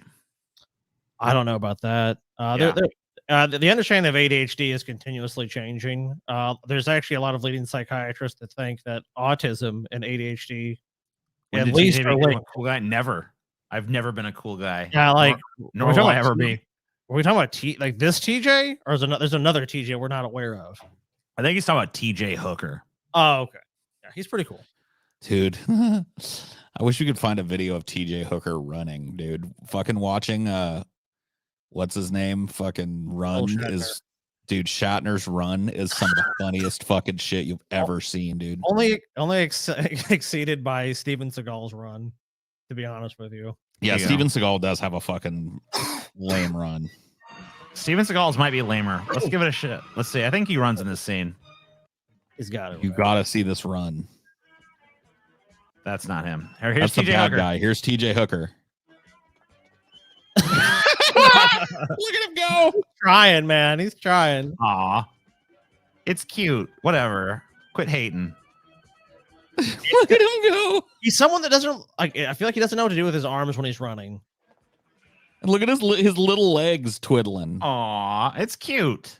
Is he wearing a girdle in that? Why you hate him? He was fat then, right? Dude, he wore a girdle even on Star Trek. So yeah, he was definitely wearing a girdle. All right, now let's take a look at Steven Seagal running because it is. I think Steven. Oh, come on! I watched the first Star Trek movie for the first time in years. Star Trek: The Motion Picture. Yeah. And that movie, man, dude, that movie sucked. It is awful. Oh, it's a slow movie. Awful, dude. I've seen it one time, and I'm like, one is enough for me. Dude, Star Trek 2, The Wrath of Khan, is, to me, that's the best Star Trek because the entire movie is one prolonged space battle. It's like a game of brinksmanship between fucking Khan and Kirk, and it is so fucking taut, and it is so fucking good. Oh, that's an edgier seat fucking movie. And then Star Trek 1, Star Trek: The Motion Picture, is the most boring, slow. Like there's like literally like a 7-minute. They fucking think they're fucking 2001: A Space Odyssey or something. Well, I mean, like to be honest, some of those effects were pretty cool. Oh, they were very much in the vein of 2001. They used the same kind of fucking macro miniature filming techniques and models and shit. Yes. But that movie was fraught with problems. Like it was actually meant to be a reboot of the series. They were going to do another Star Trek series with the original cast. And so the Star Trek: The Motion Picture was like it was originally the pilot episode of a new series that was abortive. No, they didn't do it. Well, I mean, the movie is terrible. And apparently it was like one of those movies that was plagued with like daily rewrites. Like people would come into work and the whole story had changed again. And you can totally tell. Plus there's a lot of like pussy analogies in it. Like they're always like traveling deeper into a thing, going down a tunnel, going into a corridor. There's just tons of it. Oh yeah. The evil villain in it is the Voyager spacecraft that became sentient. And they call it V'ger, yeah. Why wouldn't they just call it like V or something? V'ger. All right, guys, I'm just gonna go running. Yeah. I think Steven Seagal's run, his limp wrists as he runs kind of makes it even weirder than Shatner's to me. Yeah, it's pretty bad. In the words of Plinkett, it's a great movie to do your taxes to. Yeah, it is. Agreed, yeah. That's about the only thing you want to do to it. Yeah, it's not great. AI bot Chaos GPT tweets out plans to destroy humanity after being tasked. You know what? I'm tired of this story. I'm tired of this recycled story where someone has coaxed the AI chat bot into saying something so they can write a story because it's a slow news day. Yeah, I'm starting to get fucking tired of it too. Maybe that's the point. Maybe AI is doing this to like soften our fucking minds before it takes us all over. Yeah, maybe. If that's the case, it's worked. I don't care anymore. Yeah, no one cares no longer. Let me know when it takes over, and then I'll care. The funny thing is, as humanity's busy destroying the planet and the environment, everything else, then we're worried about the AI bot. It's like, no, I think we're doing a good enough job destroying humanity on our own. I mean, maybe the bot can accelerate it. That's about all I would suspect it would do. Yeah, maybe. Plus, I mean, humanity's created whatever AI we're talking about. I mean, whatever you define that as far as like, I don't think it's a true AI, but like, like my understanding of it, which is obviously very limited, it's mainly what we've programmed into it. And obviously the input we give it as humans is like shit like this. So it's like, if the AI does end up actually destroying us, I mean, where to learn it from?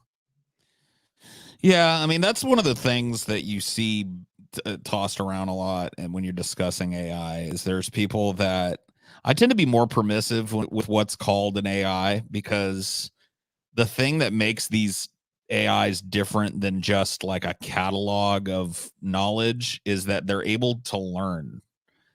Like, yeah, we program it with the ability to, you know, like go and use sources and stuff to figure things out, but then it learns how to do it better. It learns how to respond more satisfactorily to people. Oh yeah, I mean, honestly, the way I view AI now is, I mean, it's a marvelous tool that when it can actually be fully realized is going to be completely transformative in nature. I mean, it really is. Like, people talk about like I want an assistant or something. Like, you could literally have like your AI at a certain point, like, all right, pay all my bills, do all this for me, and like it's going to be able to do it. And that's obviously Oh, for going to be sure. that's going to be the future. Because I mean, like, why if you have something that's going to do this for you, like, hey, I mean, you could literally have your AI be like, dude, I noticed you're spending like too much money on this thing, or you can't actually afford this. If you actually buy this, like, they have like a finance AI guy, like, hey, dumbass, that's a bad decision. You probably shouldn't do this. But also, it could be insidious, where you could be subverted in another way, where it's like you should do this. Here's why this is good for you. Well, Obviously, it's the influence of it ultimately. The thing that you should like, if we're seeing these chat GPT robots that are able to collate information and present it however you want it presented and shit, think about that military applied. You know what I mean? Oh, like, sure, yeah. And that's already happening. That they're probably already using AI to, at the very least, analyze battlefield situations For sure. and War come game up with simulations. Yeah, Yep. like what happens. I mean, like, it's fun. You probably watch these videos too, Paul. It's like, we're gonna put an army of zombies against Roman legionaries or some shit and see what happens. We run basically a simulation of the battle. And obviously it can go different ways depending on like different factors you put into it. Oh yeah, but you don't think they would use that technology or at least in a more advanced form? If it's like, what if we input this is what the Chinese military has, this is what we have. If we go to war in Taiwan or wherever it is, like what ends up happening? Like, do we win the battle? Do we lose the battle? Is it a draw? What are the long-term implications of that conflict? Who comes out better? Because you can win a battle or you can even win a war, but sometimes you don't ultimately even win it in the same, like you maybe win it like militarily, but you've sunk so much into it that you ultimately get, breaks the country or whatever. I mean, you think about it, it has access to every fucking, especially if you feed it things that are still classified. So it's got access to every battle that's ever happened in the history of mankind, or as close to that as you can. Like that's more of a basis for information than any human being could have. Oh, well, yeah. Like knowing the outcomes, knowing the strategic possibilities, and being able to extrapolate the strategic possibilities of every battle ever fought to come up with the absolute best. That's already, I can almost guarantee you that's already being used. I think the problem with that ultimately is that at a certain point, how do you verify it is the best? Like, how would you know it was the best? Like, cause then you have to put your trust into the AI, right? I mean, at that point, because unless you have some way of ascertaining it, because like that information is beyond the one human mind, right? In theory, that's like, this is way, like you said, it's way beyond one human's capacity. At a certain point, and how do you actually know that is the best course of action? Yeah, I mean, I don't know. You would have to do some. I mean, ultimately, it's probably subjective unless you put it into practice. But you would have to get some of the best minds in the world together to come up with a plan, and then have AI come up with a plan and really genuinely look at the two possible outcomes from that plan and decide which one is best. Or if it maybe form some sort of consensus. I mean, like based on the data that you have. But if you think about it, like, being able to make snap decisions in comparison with us, it doesn't have to get all these minds together. It can fucking decide right like there, then and there. And I don't know if we covered it. I think we did. That the AI jet pilot that recently just fucking completely dominated some of the best pilots that we have. Right, because it can extrapolate. I mean, it can just search through giant compendiums of how dogfights have gone in the past, and just like we've seen in gaming. I'm just gonna do every single. I'm gonna do the optimal move in every fucking scenario. If me and you go play a game and I mod the game in certain ways and cheat, I'm probably going to beat you. I mean, or I have a very good chance of beating you. I mean, you'll beat me anyway because I suck. You suck. Yeah. I mean, let's even assume we're good at the game. Like, if I have an extra advantage, of course, and a computer or an AI is going to have those advantages.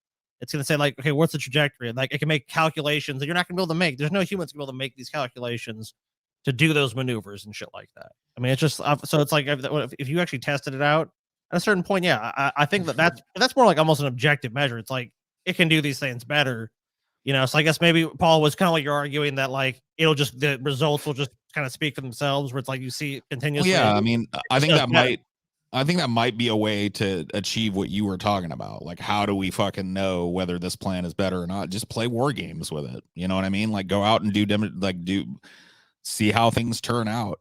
And with the advent of like robotic soldiers and robotic, completely drone type of armies and shit, the ability to have that type of stuff, that you'll be able to figure out what's best and shit before you ever commit. You can actually do it. Yeah. China require security assessment for new AI products, draft law. So China started to take some legal actions here as they look at this technology. All new artificial intelligence products developed in China will be required to undergo a security assessment before being released to the public. A new draft law by the country's internet regulators showed Tuesday. I mean, this is obviously something that China is going to do. Yeah, because China wants. They're not going to put technology that's too powerful into the hands of just like everyday Chinese citizens. Well, let's be honest. The U.S. government's going to do the same thing. It'll just do it through private companies, whereas China just like out now tells you like, yeah, we're going to have the fucking kill switch. We're going to have the back door, whatever it is. Whatever form of control we want, we're just going to have. I mean, Chat GPT has already been like super nerfed, so it's not surprising. Banned in Italy for some reason. Sorry, Italians, you don't get to use it. Yeah, Italians, you're fucked. You don't get it. You don't get to have it. Sorry, you guys suck. 2,000 people under evacuation order in India from recycling plant order. Well, Indiana, they said. Oh, Indiana. Okay, sorry. I thought I read India. Okay. What is happening in Indiana right now? I guess we can look. I'm gonna check this out. This is a live show. Unless cockatoo sometimes news happens. Tell you a little fib for $10, but I don't think that would be the case. TJ, we're only $8 away from our $400 goal. Just already made it. No, we didn't. We're $8 away. Well, we blew through the news today, so this might end up being our shortest Onion Nuggets. So we do have a situation developing, I guess, at an Indiana. I guess I can cover that recycling plant that's going on here. Don't fucking take me to a damn Twitter, all right? Just I want to fucking see. I want to see a news article about this. All right, this is happening right now, I guess. This is Indiana fire recycling plant prompts evacuation of more than 2,000 residents. Like, how many fucking toxic chemicals do we have to fucking spill? How many towns have to be evacuated before we fucking start to crack down on this shit a little bit? I wonder if this has anything to do, by the way, with that gigantic fucking deregulation push that happened under Trump. TJ, the free market will work itself out. No? The free market, TJ. Will it? Like, you gotta understand this, TJ, you listen to me. I'm listening very carefully. Free market. The flea market, yeah. Not the flea market. The free market. The free market will work itself out, dude. It's gonna work out. Look, these companies that do this stuff, maybe they go out of business or something, and then another company replaces them that's more ethically sound environment. That's what's gonna happen. Yeah. So a giant recycling plant caught fire, and everybody in this fucking circle has got to evacuate because that's how fucking nasty it is. Damn. Yeah. Did I actually pull some news too? All right, fair enough. I have some stuff that we can do as well. All right. Go ahead. Share it on the screen then. I think you're gonna like some of these stories, TJ. News. All right, let's see. I'm ready for it. Look at this, dude. Just like breaking news. AP TJ has shit them britches. Whoa. Hasn't happened yet. I'm still drinking though. TJ, now come on, man. Be honest. TJ, keep on drinking. I gotta drag the shit over to Brave. I had Chrome open. I'm closing these. These don't matter no more. Got some uplifting tales for you though, TJ. You do? Yeah. One that features the Dalai Lama. I remember that story. Yeah, Dalai Lama got into some trouble. Got into some snafus. Yeah, but I mean, look, he's the Dalai Lama. He's not perfect, TJ. I mean, yeah, no one's perfect. Poor Dalai Lama. Yeah. Dalai Lama, I mean, look, he makes mistakes. He says some, sometimes. No Dalai Lama coverage. What are we fucking? Scotty's telling me he's bringing it right now. He's bringing it to the fucking fore right now, bro. I don't know what's taking so long, but he's getting it. I'm getting it. I'm glad to gather it, dude. Gotta move shit around, TJ. Got fucking Dalai Lama making out with some children. The Dalai Lama having some weird stuff. That's never happened to you? Yeah, I don't know. I mean, I've made out with the Dalai Lama a few times, but I mean, me too. I was already an adult by the time I was making out with him. I don't know. Okay. Well, that's a little different. Yeah, I was like, the first time I made out with the Dalai Lama, I was like, I don't know, 22, 23. That old? Yeah. Surprising. Okay. I mean, okay, whatever though. I mean, you know, you do your I was thing. a little late. I was a little late to the Dalai Lama party. What? Are you fucking kidding me, dude? Dalai Lama apologizes after kissing boy and asking him to suck my tongue. Suck my tongue, the video, boy. So fuck that, dude. Fuck that. I don't need no fucking article. Got a fucking video right here. Let's see this shit. Let's just see the Dalai Lama, I guess. Let's see him. Let's see him fucking do it. Where we can see when he asked him to do it. Yeah. Play the fucking video. You know, shut your fucking mouth, TJ. I'll play the fucking video. You want me to drive all the way to fucking wherever the fuck you live? Shut your mouth, TJ. Shut your fucking mouth, bitch. Fucking muting me, bitch. Yeah, I did. You don't mute shit. Can I hug you? Why don't you suck the Dalai Lama's tongue then, TJ? Maybe I will. It's a question. Yeah, what's your question? Want the Dalai Lama to suck your tongue?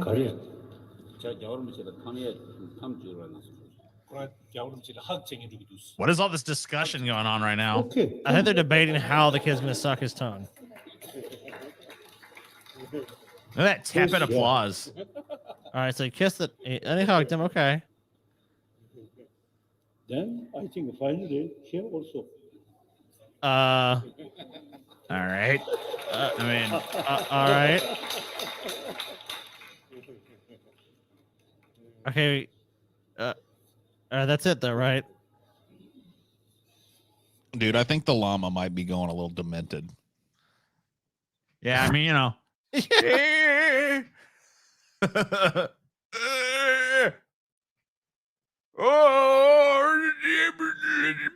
Fuck me tongue, boy. Lick my tongue. Let's see it. And suck my tongue.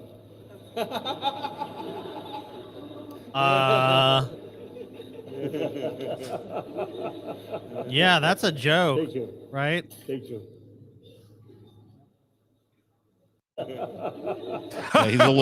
he's a little demented. You think that's it? You think this just boils down to like dementia? I'm looking at the Dalai Lama and like, dude, he's looking like he wants it bad.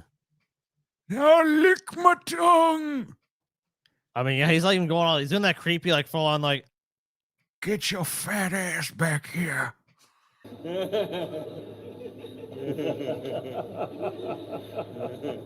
See, Look at that! I love that dude off to the side. That's like, that was inadvisable. Why did he do that? I sure wish he hadn't have done that. Well, nothing I can say. He is the Dalai Lama. We're gonna be. We are same human brothers, sisters. All right. No, you can't pull away. You never leave the Dalai Lama. You belong to me now. Thank you. Now you should look those good human beings. No, dibby, dibby, dibby, goobity, boobity, hoobity, joobity, doo. Yeah, I don't care about none of that. That's racist, TJ. I'm racist now. You're being a racist. I'm sorry. You got 4 Bud Lights up in you, and the fucking racism. I was just trying to be ageist. I wasn't trying to be racist. There's a lot of things I wish had never happened, and this jumped into the top 5 of that list. I mean, whatever. This is in terms of the shit going on in the world. This matters fucking barely at all. Just to point that out to you. Here's some shit that goes down in the world, TJ. Oh yeah, sometimes shit happens. Farmington police shoot and kill man after responding to the wrong home. Good. May he rot in hell. I hated that. I always hated that son of a bitch. You know, I mean, sometimes look, the police gotta do what they gotta do. At around 11:30 p.m. Wednesday, the Farmington Police Department was dispatched to a domestic violence call on Valley View Avenue. I'll see. So I mean, look, They think it's a tense situation. I mean, you know, they should have thought about that. Sky, I'm just gonna say they should have thought about that before they lived in a house next to the house that the police were called in on. It's a good Should have point. thought about that shit before you lived near someone who was gonna get the police called on them, huh? This is a very solid point, TJ. Learn you a damn lesson. Know your neighbors, man. Know your neighbors and know if they're going to be involved in domestic violence so you can make sure to not be home. Yeah. Amen. According to New Mexico State Police, Farmington police officers mistakenly approached the wrong house. I mean, you know, it was dark. It was 11:30 at night. I mean, you're supposed to check the fucking address or something. Officers reportedly knocked on the front door and announced they were police. When no one answers, officers asked dispatch to call the reporting party back and have them come to the front door. As officers backed away from the door, the homeowner approached the door, armed with a handgun. Police identified the homeowner as 52-year-old Robert Dotson. At this point in the encounter, officers Dotson, we got Dotson here. See, nobody cares. Remember that from Jurassic Park, Scotty? Yeah, I do remember that. You know what? Remember that shit from fucking Jurassic goddamn Park, Scotty? Remember that when it happened in Jurassic Park? Well, even if I didn't remember it, you've reminded me now, TJ. Remember with Jurassic Park, Scotty? You remember Jurassic Park? I do. All right, you know what happened here, Scotty? The police killed the wrong person. It happens. What are you gonna do? Hold it against them? What are you gonna do? At this point, the officers fired at least one round from their duty weapons, striking Mr. Dotson. At least one. I love the wording. They had at least one round. At least one time. After I mean, you know, could have been fucking thousands, but you know, at least one because that guy's dead. So after the initial shooting, Dotson's wife was also armed, opened fire from the doorway at the home. Once again, police shot back. Once she realized the individuals outside the residence were officers, she put the gun down to comply with the officer's commands, Wilson wrote. So, like, did the police announce themselves? Was it clear who they were? I mean, because obviously if the person knew that they were police officers, he came out with a gun, tried to threaten them. I mean, that's one thing. TJ drunk after 4 beers. Let's make something clear. I have the thinnest little veneer of self-control anyway, so it really doesn't take much for me to just go off whatever like slight rails that I have. So yet again, you know, I want to see the well, yeah, that's TJ. Speaking of that, that's not what I want. So we're gonna get body cam. We're gonna get body cam. Right? Okay.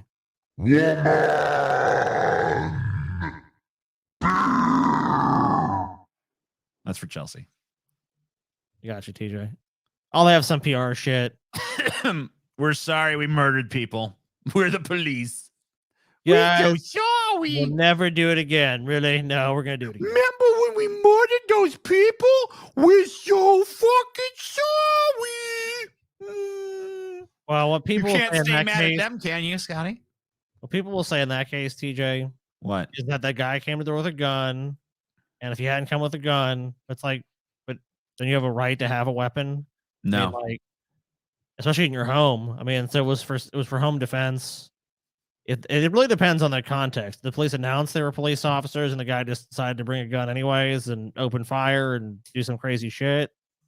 I mean, how did it go down? You know, until you have that information, you really just don't know. You can't make that call. I'll tell you the information, Scotty. Okay. The information is this: the police showed up and they murdered citizens of this country. Should we tolerate that? Are you saying we should tolerate that, Scotty? It depends on what happened. Does it? The police showed up and murdered somebody. You okay with that? You okay with that happening? If someone walks outside with a machine gun and points at them and starts firing, then sure. I mean, it's probably justified. Oh, you think it's justified? Think it's justified for the police to murder their own citizens? All right. You're on the record saying that now, just so you know. It depends on what we're talking about. Scotty loves the state. State of Scotty. Sucking that fascist dick. You got to scramble a few eggs to make a Rooty Tooty fresh and fruity. You know what I mean? Do you?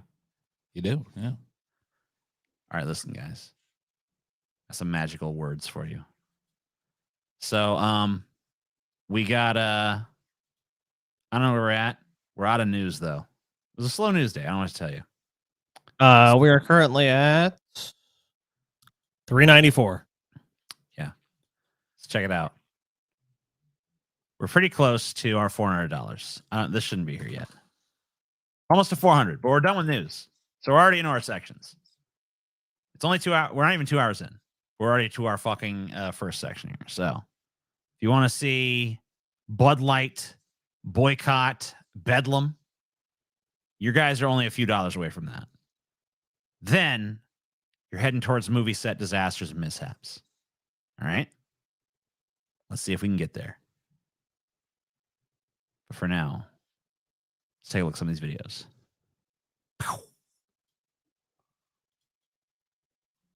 All of this. Jews control everything. Bragg's Jews. Michael Cohen, Alan Weisberger, David Pecker. Do you think Jews control the country? Yeah, they control the fucking country. Oh, interesting. They control the fucking country. And I think with this, we've made our Bud Light Bedlam. Goal. They control Wall Street. They control the banks. They control Hollywood. Every fucking Everything. building in New York City is owned by Jews. I'm pretty sure that's not true. I'm pretty sure not every city in New York, every building in New York City is owned by Jews. All right, wait till the end of the video before you say that, though. Okay, fair enough. Hey, Really? hey, So fucking close. I'm Jewish. I don't give a fuck. You got to get out of I ain't here. going no I fucking. control everything. You got to go. I'm not going no fucking way. You got to go. I'm Jewish. Fuck you. But I control everything. No, So you you, don't control you me, got to fucker. go. You got to go. Movement. I'm just saying it. Ah, fuck you. So there you have it. Damn. Right there, guys. That's all I said. I mean, initially when I watched that, I'm like, man, bullshit. At the end, the guy's like, I'm gone. I'm like, oh, shit, maybe they do. Oh, The my Jews do control everything. Holy shit. The Jews control everything. I was able to clear the square there. I just commanded him to leave, and he left. Amazing. I mean, it's been proven. I love this dude. It reminds me so much. I think it was Paul that showed me the guy that guards the mall. He's like a mall guy. He's like a mall security guard that goes way further than most. Yeah. And he will not let motherfuckers fuck around in his mall. He rules that mall with an iron fist. And one of the things that constantly happens is when the mall security guy runs people out of the mall, they talk a massive amount of shit as they leave. Like, He'll you can't make literally me he'll go, be bitch. saying he'll just go like, you gotta go. You gotta go right now. And they're like, man, I ain't doing shit, but they're walking towards the door. I ain't going like- nowhere, bitch. As they're walking out, it's like, okay, you realize that just saying you're not going to comply as you comply still is compliance, right? They just want to talk their little weird shit in the process. Can't remember what his name is. It's Daryl something. The kick-ass, or Darren, I think is Darren something. The kick-ass mall cop. You can look him up. Yeah, his videos are funny as fuck. So this is a YouTube prank. I guess, Scotty, this is titled that the YouTube pranks are going too far now. They have gone far. I mean, look, TJ, you judge for yourself what happened here. And look, this prank might be annoying, TJ, but this prank's to cross a fucking line, my friend. Okay. So please tell me the dude that's sneaking around behind this guy just trying to like work or whatever is going to get punched in the face. Are you going to tell me that much at least? I can't tell you, man. Okay.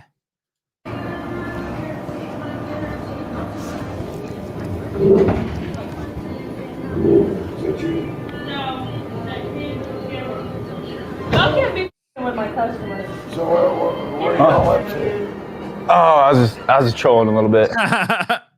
His fucking shirt says I'm a naughty boy. I'm just trolling a little bit. Oh my god, dude. I'm just trolling, bro. I'm just trolling. You know how it is. We just trolling. We be trolling out here. Old man. Tune his ass up. What do you guys think should happen here? Tune I his think you ass should up. get I'll- fucking So I guess punched in the knockout. face. Knockout, okay.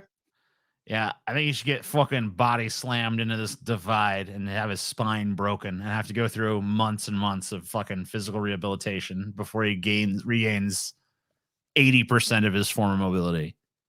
So I think should happen. Trolling. Looks like my nephew. You need to give your fucking nephew a preemptive ass kicking then. Why are you trolling? This dude knows what trolling is. Why you just assume this old man don't know what trolling is? He knows. Why are you trolling then? I thought we'd have a little fun, but Well, you don't need to troll me. okay, all right. I don't know. I just thought it'd be funny. All right, thank you, sir. Hopefully, yeah, I didn't get you too good, you know. I mean, you're okay. Okay, cool. All righty. Thank you, sir. Great guy. I don't know if they called on us or what, but imagine we actually get arrested now. Zoom in on him. Oh, bro. Yo, Reed, I think we're getting arrested right now. Oh, y'all need to leave. All right, no problem. My bad, sir. You can go ahead and go. I could, but you're not entitled to know his name. Are you gonna do a report, please? All right. I've officially changed sides. If this old man had the balls to hit this guy, that'd be one thing, but to like call the police because someone fucking pranked you in the Wendy's or whatever the fuck, pretty lame. I mean, if he went beyond the pale. Yeah, If I mean, it was like, he assaulted him or he did some crazy shit or old destroyed man, the if you got the balls to fucking throw down, that's one thing. But this fucking like, police, I was trolled. Troll police, help me, troll police. Fuck that. Whatever, dude. What are the cops for? Stick the cops are for the cops are for if your life is fucking threatened or something. Dude, not because some fucking somebody's got to step in. Fucking gooses your ass and then leaves you alone for the rest of the night. Somebody's got to step in and remind these fucking Zoomers to keep their TikTok bullshit on TikTok. You know what I mean? I mean, the old man fucking looked in that motherfucker's eyes and told him it was all fine and well and good. If you got a problem, you solve it yourself, old man. Well, they stayed in there. They stayed in there filming him still. Like they stayed in there. They were filming themselves.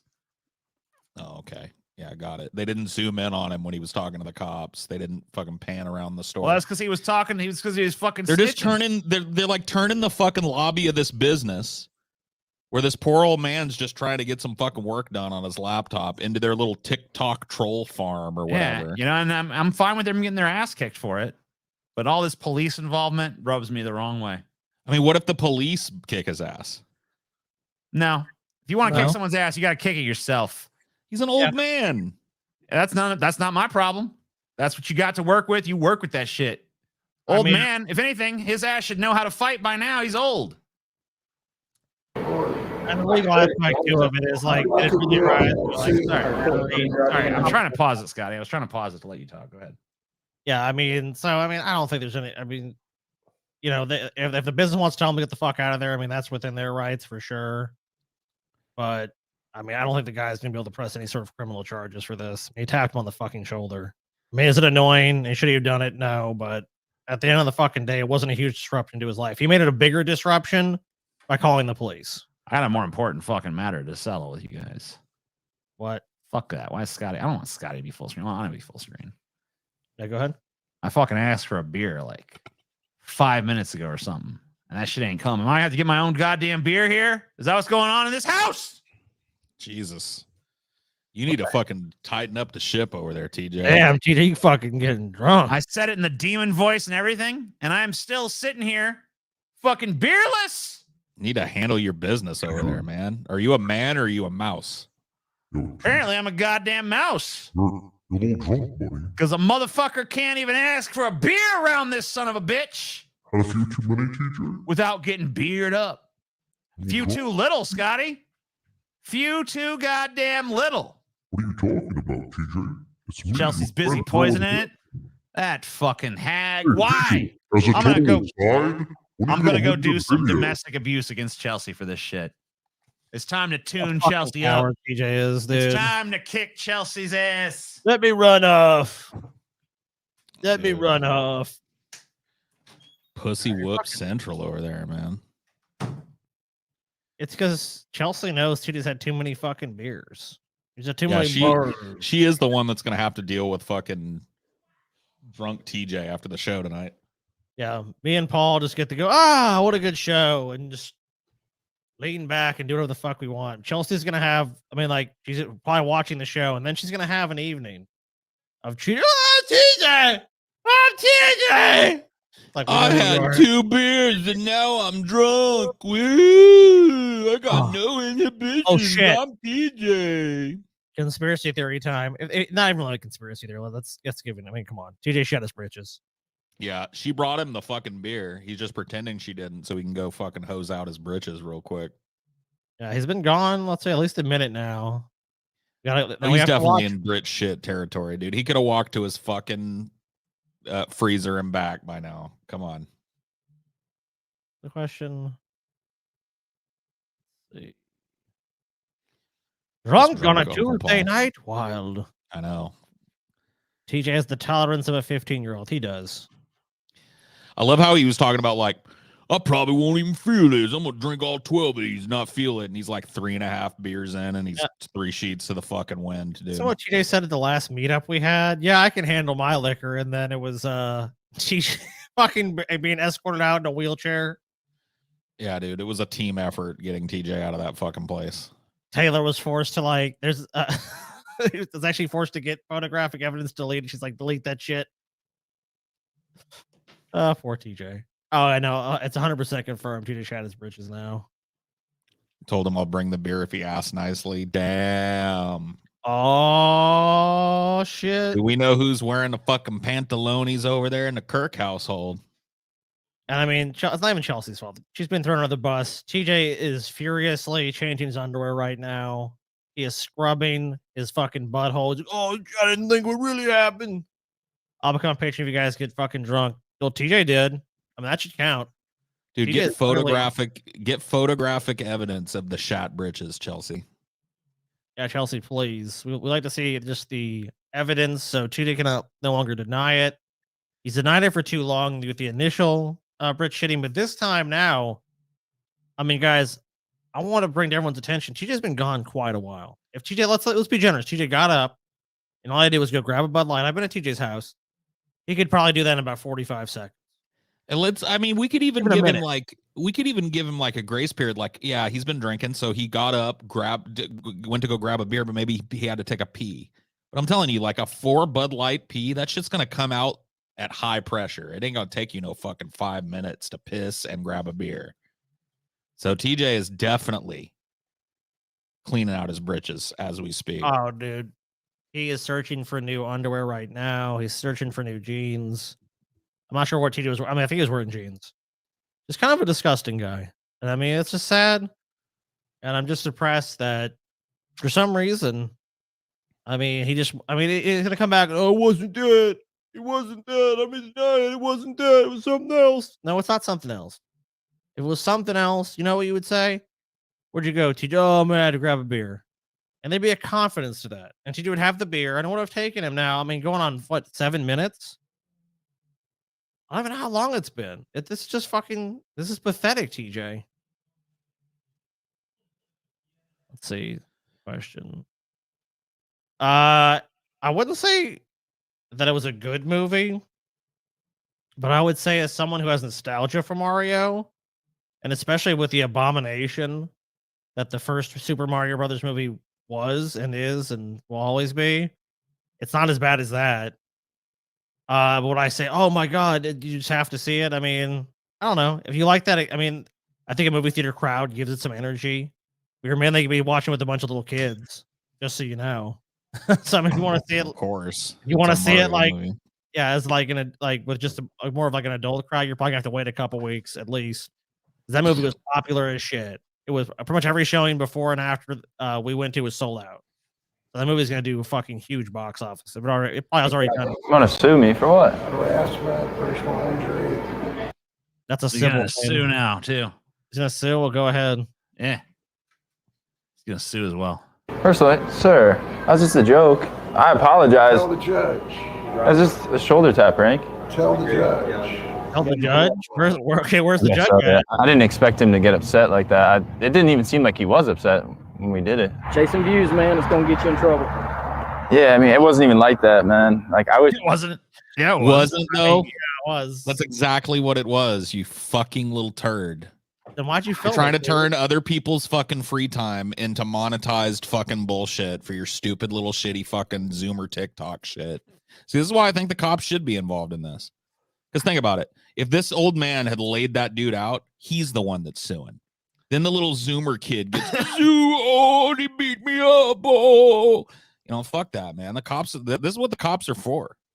Get out there before shit escalates. He played one. He played. Yeah, maybe you're right. I mean, you know, I expect Paul to have that position though. I think I really just don't have a horse in this race. I think I just hate I hate this fucking litigious old man, and I hate these fucking Zoomer pranksters. I don't have to have a side in this. I hate them all. Yeah, this is everyone sucks. You know, I just the last couple of weeks I've been binging a subreddit that is called it's I'm the main character. Oh yeah, and it's made me fucking just like it's made me really hate these content clout clowns that fucking they turn your fucking off time into their little shit. They're like holding up people dancing on escalators. They're holding up people in the middle of streets doing a TikTok dance. Then they get all mad and brawlic if you walk through on the sidewalk where they're filming. Just like, fuck you. Stay in your shitty little house and do your little TikTok dance. Don't involve everybody else in your shit. Man finds his dog on the streets 3 years after losing him. Paul pretending pranks were invented by Zoomers. No, kid. Wrong, kid. Sorry, Nikki, but you're wrong. I didn't say anything about, dude, I pulled pranks, but I didn't upload the prank for millions of fucking views and turn that person. The prank was just done for like teehees and ho-hos. I don't have a problem with that. It's the fact that he's got a fucking camera rig set up so he can catch the prank and get money off of it and shit. Fuck that, man. I ain't getting paid off your shit. It's monetizing an activity, 100%. I mean, he can say it's not, but I mean, come on. Why was he filming it then? Just for fun? Sure, Jennifer. Georgie. Why didn't get him? Jennifer.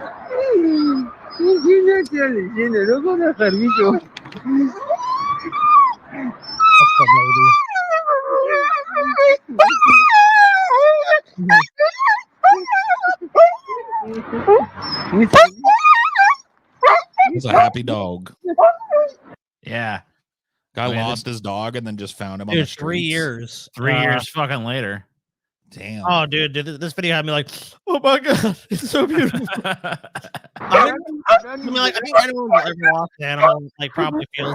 Like, imagine you just get to like be reunited, and I mean, this dog has been missing in his life for 3 years, and like this is a guy that was like looking actively for his dog, clearly, because I pulled an article about it, and you know, it was basically just like his dog went missing, and then someone like he put up flyers and posters like, hey, someone's like, hey, I think I saw your dog on the street, and he goes and finds it. He gets to film it.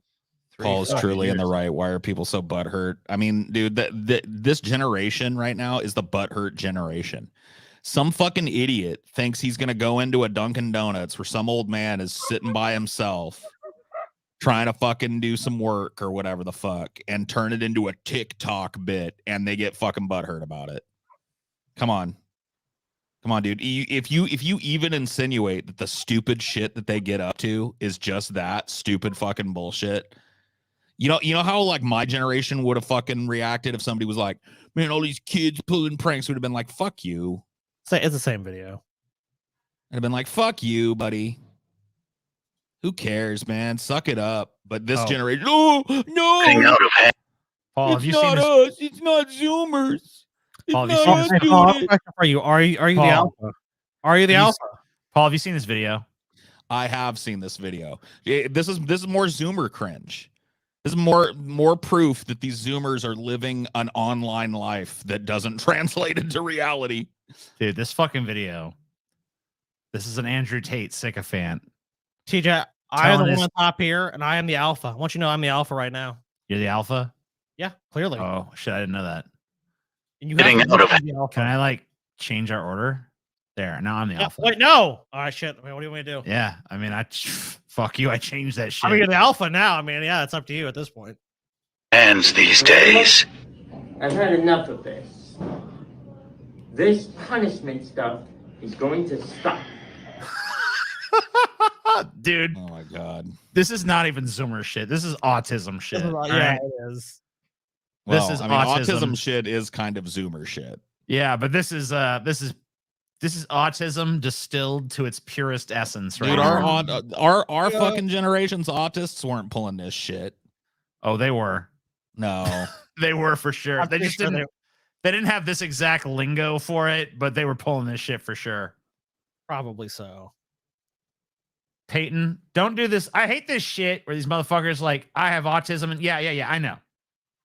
You know what? You can't absolve yourself of him by fucking owning up to it. I know you want to. I know you want to believe that by owning up to your autism, you can just defeat his autism. Want to defend Peyton, but I mean, I'm pretty sure Peyton didn't do some shit like this. I'm safe to say he probably didn't do this. Peyton's autism is only half the power of this guy's autism. But yes. You're not going to tell me what I'm going to do and not do. I am now the alpha. Done, dude. The minute you declare yourself the alpha, it's over with. Oh my God. The teacher's he's gonna leave the desk. The alpha's gonna sit there. He's gonna go sit in that student's desk and be like, "Okay, alpha, what's the class gonna be like?" There is no fucking tone of voice that makes the line "I'm the alpha now," like now I'm the alpha or whatever the fuck he said, that makes that a cool line. I am now the alpha. But he said it in such a way that makes it even fucking lamer than its face value is, because... Well, think of every badass villain or hero. Like, they have to go around telling you, like, oh, and by the way, guys, like, Thanos shows up, he's like, I am the alpha. It's like, oh, what? You know, they're just badass motherfuckers, so it's obvious. You're talking about, like, in real life, if someone's the alpha or the leader, they don't go around telling everyone, guys, I'm the alpha male. It's just understood in that group. But you're honestly taking, like basically like what is it, like the biology of different animals that have these social structures and trying to apply it to humans, which I'm not saying is totally unsound. Like there's no basis for, you know, people having different social classes and shit. But you apply it so broadly that you can just assume the role of this alpha as you've made it out to be, from probably Andrew Tate or someone equally as poisonous. Let me tell you something, Scotty. This punishment stuff is gonna stop. Because now I'm the alpha. Yeah, I'm sure he was in detention too. He was telling everyone he was the alpha there as well. Our autists were helpful. Oh yeah. Dude, you remember the nerdy kid that helps Matthew Broderick solve the puzzle or whatever in fucking War Games? He's like, go straight through Falcon's maze. The little nerd kid that helps him, dude. Yeah, see, our autists were helpful. They were helping us solve riddles and shit. No, what's this kid help anybody do? He's helping us laugh. I mean, yeah, I guess that's true. That's so true.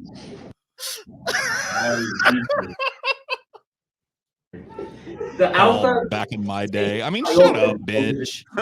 You gonna like what am I supposed to do? Like, what would you rather me do? Paul, quit drawing from your rich life experience, you fucker. I mean, like, dude, Paul ain't no fucking spring chicken. If you want to say back in his day, I mean, at this point, it's kind of valid. Yeah, back in my day, bitch. What of it? If Paul was 20 and he said that, that'd be a little bit different. It's like, what? Okay, so like 2 years ago, it's like, if you lived a long enough life, yeah, you could say back in my day, we did shit different. Dude, I've been putting up with you empty-headed fucking morons way longer than most of the people bitching at me in chat have. Talk to me when you got another fucking 25 years worth of this bullshit under your belt and see how much you're back in my dang, bitch. Alpha take priority over everything. Do you not know how that works? The teacher is telling the alpha to sit in this seat right now. Yeah, well, the teacher was telling the alpha. The teacher's telling the alpha to go sit the fuck down, bitch. Oh my God, dude. It's coming. Don't you worry. It's coming. Coming soon. You have to listen to orders from its load. Well, you don't have to listen, but the consequences that follow are going to still apply to the alpha. I love this teacher is just being so matter of fact about this alpha shit. Like, yeah, because he's not in the league. Because like this kid really, he thinks he's intimidating this guy, and the teacher's just like the least intimidated ever. It's literally impossible to be intimidated by a guy that's going like, I'm the alpha. All right, roll intimidation. All right, you rolled 1. You walk in front of the classroom and make a complete idiot of yourself. The teacher barely acknowledges you except to tell you to go sit down. And actually, your attempted intimidation is such a failure that the teacher actually feels sorry for you in the process. Yeah, like if anything, everyone now feels bad for the alpha. Yeah, I think the teacher actually does just like feel bad for him, genuinely. Like I cannot believe this kid is so deluded he thought this was going to work. Wrong. This kid is not gonna regret this shit. This kid is gonna he's living in autismo land. He's not he like Dude, regret. No, I guarantee this kid does regret this shit because now everywhere he goes, everyone who knows him is like, "Hey, Alpha." I'm the alpha. Oh, dude, everyone fucking tells him he's the alpha everywhere he goes. He's "Hey, autistic alpha." though. He won't be able to hear the sarcasm dripping in it's their like, voices. He'll think they're just giving him alpha deference, you know. Everyone acknowledges me as the Alpha. You're right. Oh, fuck, man. You know what man, he's thought of everything. He's thought of everything. This kid fucking wins in the end. I guess he gets to live his delusion. Everyone acknowledges me as the alpha all the time. I am the alpha male. The alpha doesn't take punishment. Let's see how well that works out for you, okay? The alpha doesn't take punishment. Follow up to that. That kid was actually declared alpha of the school and now runs it. So I guess it worked out perfectly fine. Oh shit. Well, I stand fucking corrected. I mean, you were about to fucking eat some crow on that one, TJ. Yeah, that kid's gonna have to come to realization that he's the fucking alpha and awesome, bitch. Dude, why do all these fucking videos end before the conflict is over? Is it because they got to get in that 1 minute TikTok limit or whatever the fuck? Probably sucks, so, dude. I wanted to see that. I wanted to see the resolution to that. Yeah, because you mean, like, there's no way the person stopped filming at that point. No. So here's a woman getting sucked in a tornado. This one is both insane and crazy. Crazy, insane, and insane. I don't know what's with these people now that just film a tornado coming at them. Their brains are broken. They instead, like when they see something dangerous happening, it's not just tornadoes. It's like gun shootouts, bank robbery. Like they see something happening and everybody turns into junior journalist and pulls out their portrait mode to take a fucking TikTok of it. So fucking lame. Tell me this video wouldn't be 10 times more badass if this moron had just flipped their fucking phone into landscape. Exactly. Come true. on, dude. And I don't know what the deal is. I mean, I used to get made fun. I used to do streams in portrait mode, like kind of almost like as a lark. And now it's like the norm for everyone to fucking do this portrait mode shit. And it sucks so bad. Unless we start just building our screens that way. I mean, our phone screens are, I guess. It's just the popularization of this TikTok shit. It's because TikTok, you scroll this way. What you want? Why are you flipping me off? What's wrong with you? Why are you knocking shit around? Chelsea's getting violent. This storm comes on like so suddenly too. Like you almost kind of think like, oh, I'm gonna really be able to tell. Dude, it's just on her. When it goes on to her, it's just like, I don't know why anyone would stand the fuck outside for this. Probably just because they thought it was. I'm assuming she just thought nothing was gonna happen, but she bites off more than she can chew. Dude, this is the second person we've literally watched sit there and film as a tornado just barrel. They don't do anything to fucking protect themselves. I don't know. Maybe this bitch does. But the last guy I watched, he just sits there and films as the tornado just barrels. They're saying it on the radio. It's a tornado. They're saying it on the radio. It's double down. Let me go outside. Get indoors and get away from the fucking windows and shit. Look at the dumb fuck. What's going on over there? He's gonna make a great TikTok. In their defense, this is a great TikTok, but I mean, at what fucking cost, dude? Yeah, I mean, I'm glad they're stupid, but Get in here. You don't have the business. I mean, you get in there. In here. I like how that woman there's not even like a bit of panic in her. Well, okay, I guess tornado might come after me. Take money. Take money. You better jog a little bit. I know you're probably not used to it, but I think you might want to.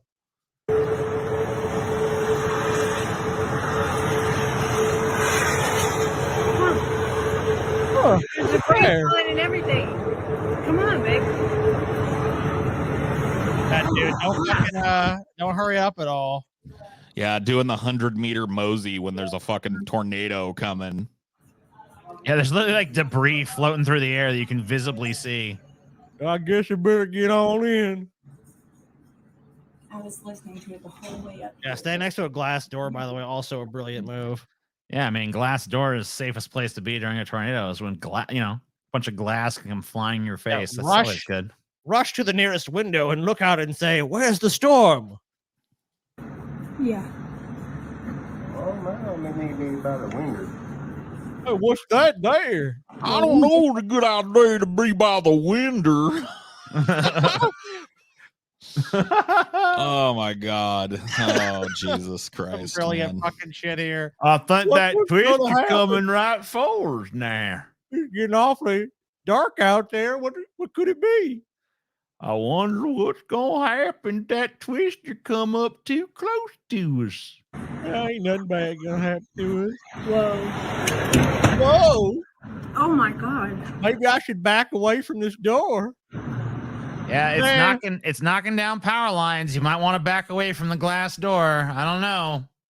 Might want to back up. Might want to go find somewhere a little safer and duck and cover and all that. But how am I going to upload it to my story? If I run away before it hits, how am I going to put it on my story? Oh, yeah. That's a good point.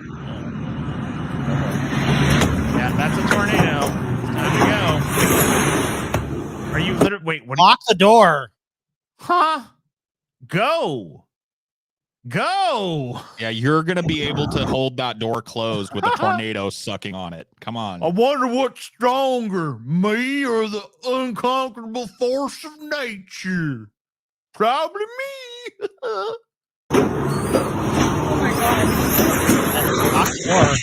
Lock the door. We're going to do that. Lock it. The fuck up. Get in the building. Now they're in the tornado. Yep. Now they're literally in it. Dude, at the very least, take off your leather belt and strap yourself down to a pipe, you know? Yeah, I mean, that's no tornado can pull you away if you do that. That's even an F5. If there's a pipe that's dug deep underground and you put your belt to it and you hold on, you live.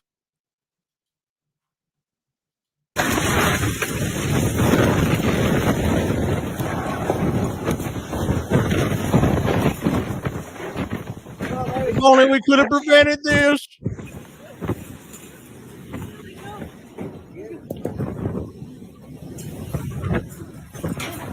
I didn't realize how tornado-y the tornado was gonna be. Yeah, dude, you fucking jump behind the counter or something. Like, what were they fucking thinking? They're trying to hold the door closed? Like, what difference is that going to make? I'll hide behind this easily shatterable glass door. The twister won't think to look for me there. Also, can we see the moment again? I mean, I guess if you want to. Sure, have at it. Here you go. It's hard to even distinguish once the storm actually hits what's going on. Hold the door! Hold it! Oh my god! Run away! Oh, never mind. Looks like they're outside, briefly.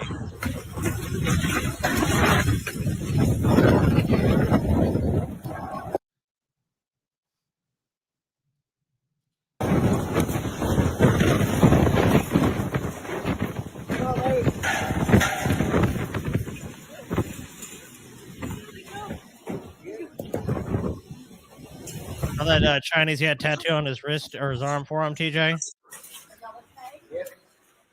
Yeah. He doesn't. He's drunken TJ. What? What I do? What happened? What you bitching me for? Never mind, TJ. Never mind. Why are you bitching? What's your fucking complaint now? Because you're pathetic, TJ. Fuck you.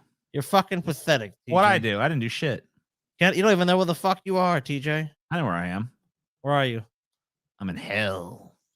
Oh shit. What is this? Are you ready for Better hold on. Tourist hangs on after pilot forgets to attach him to hang glider. Oh shit. Better hold on real tight, TJ. 3, 2, 1, go. Run. If this happened to someone like TJ, he's just dead. Oops. Yeah, he's actually not attached yet, so he has to hold on his hands for dear life. Hopefully, whatever licensure you have to keep to run this is now stripped from you. Yeah, that's not good. I mean, guys, who hasn't done that before? Like, hey, let's go hang gliding. Oh, oops, you're not. Dude, I think that's just a terrible mistake. And you know what? I think it'll be fine. I mean, it's if they let go, they fucking are pretty much going to be dead. I mean, maybe they might get lucky and just survive with like severe, debilitating, lifelong injuries. But at any rate, like, yeah, this person, whatever. I mean, if they're whatever licensure they have to have should be definitely stripped away. I'd be surprised if it was any, really.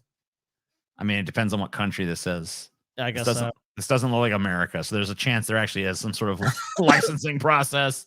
All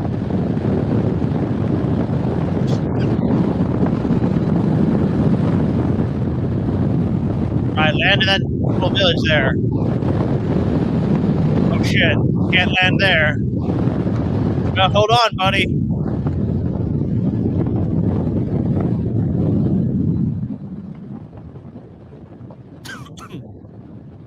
Hope you don't fall to your death. Taking nice view. I'm gonna die. Yeah. He can hardly be blamed for that.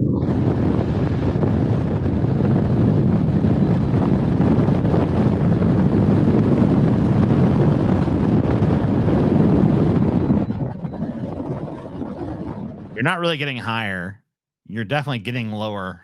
You're just getting the ground is just getting further away because for some reason this guy decided like let's go down the mountain so that the ground gets further and further away. I'm sure he has a limited amount of control he can even exert over that thing. Sure. He's still highly incompetent. I mean, the fucking guy. I mean, that's his job. He takes some novice with him, if like it's part of a tour, to make sure that that guy is firmly strapped in. Not like, you're good, right?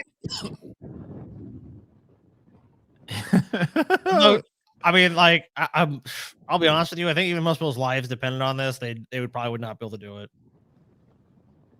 Maybe.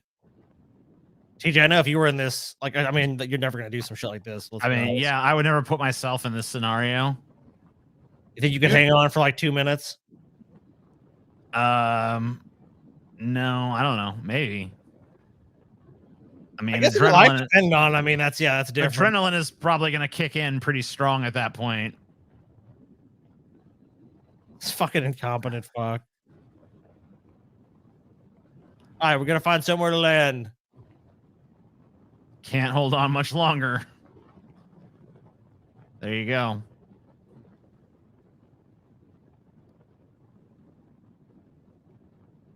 Almost there. I mean, at this point, you wouldn't die anyway. Yeah, no, he's coming in hot. Yeah, no shit. Obviously, he doesn't walk away without an injury, though. Yeah, I mean, you're not going to. You got to pretty much resolve to like you're going to get hurt at this point. Yeah, so he falls off. Ooh, that was a hard ass landing. Oh, and, look how fast they're still going. I mean, like that dude fucking fell hard.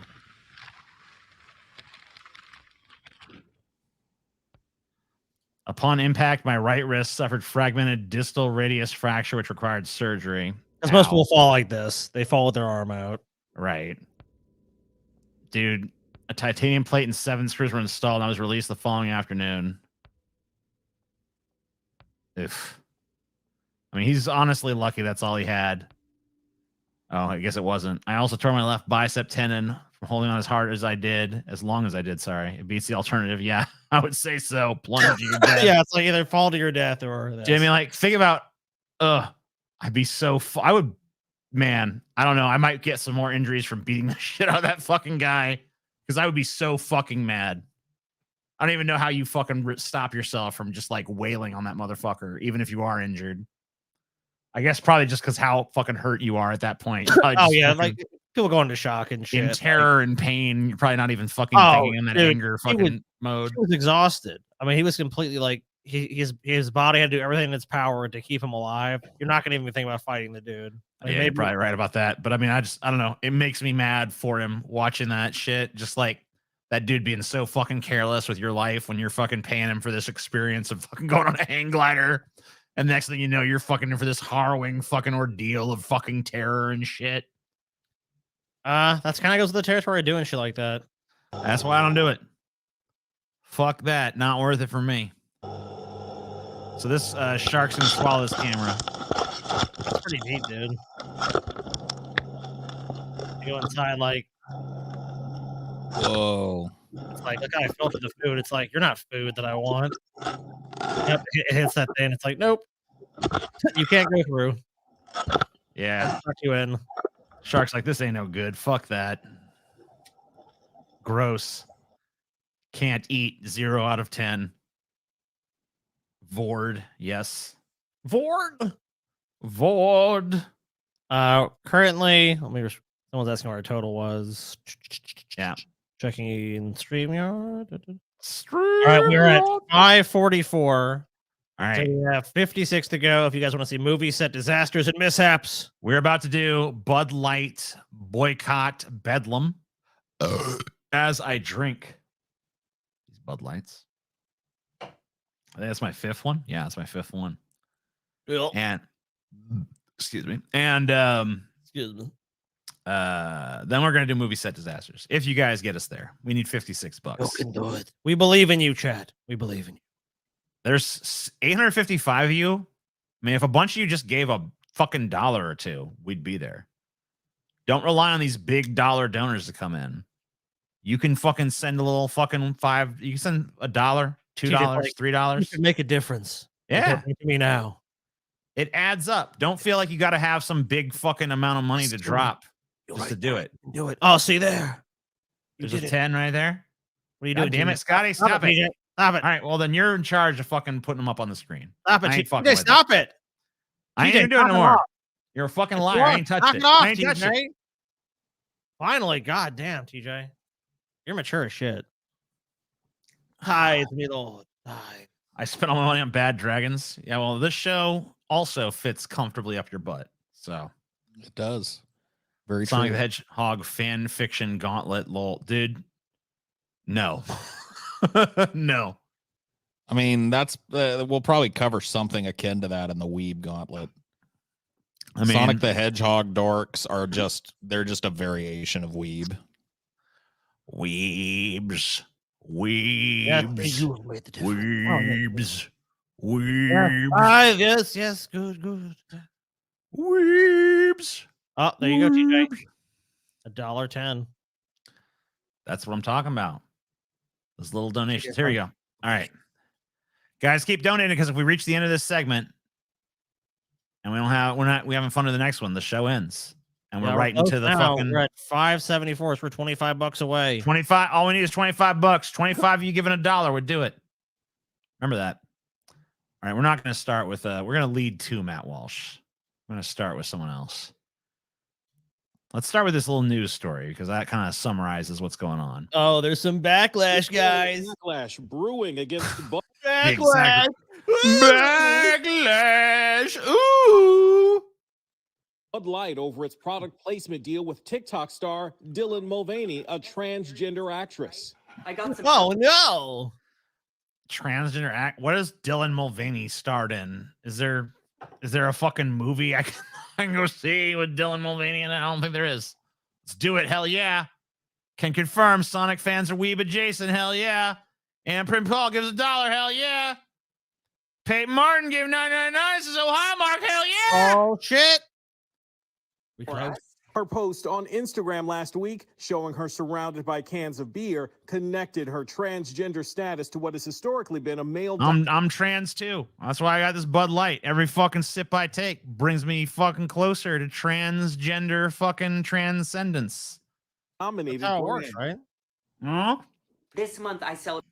People don't know this, but they put estrogen in the fucking beer.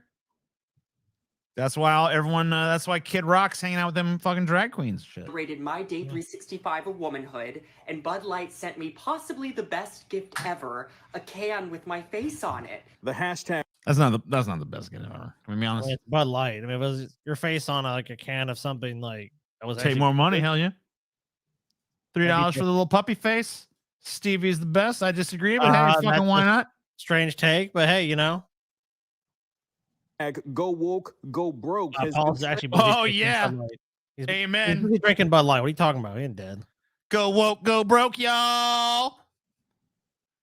What is this? I'd sacrifice at least one of my extremities for having the privilege of watching the light leave Matt Walsh's. Hey, you can't say that kind of stuff. Why are you? Can't say that. Such a mean thing. Nice. Oops. Dude, he's not worthy of a death. Yeah. The worm beneath contempt. Beneath contempt. Also on Bill the Butcher. You ain't earned the death. And with some man, we getting all kind of money coming in now. Tired, my children. Judgment from heaven.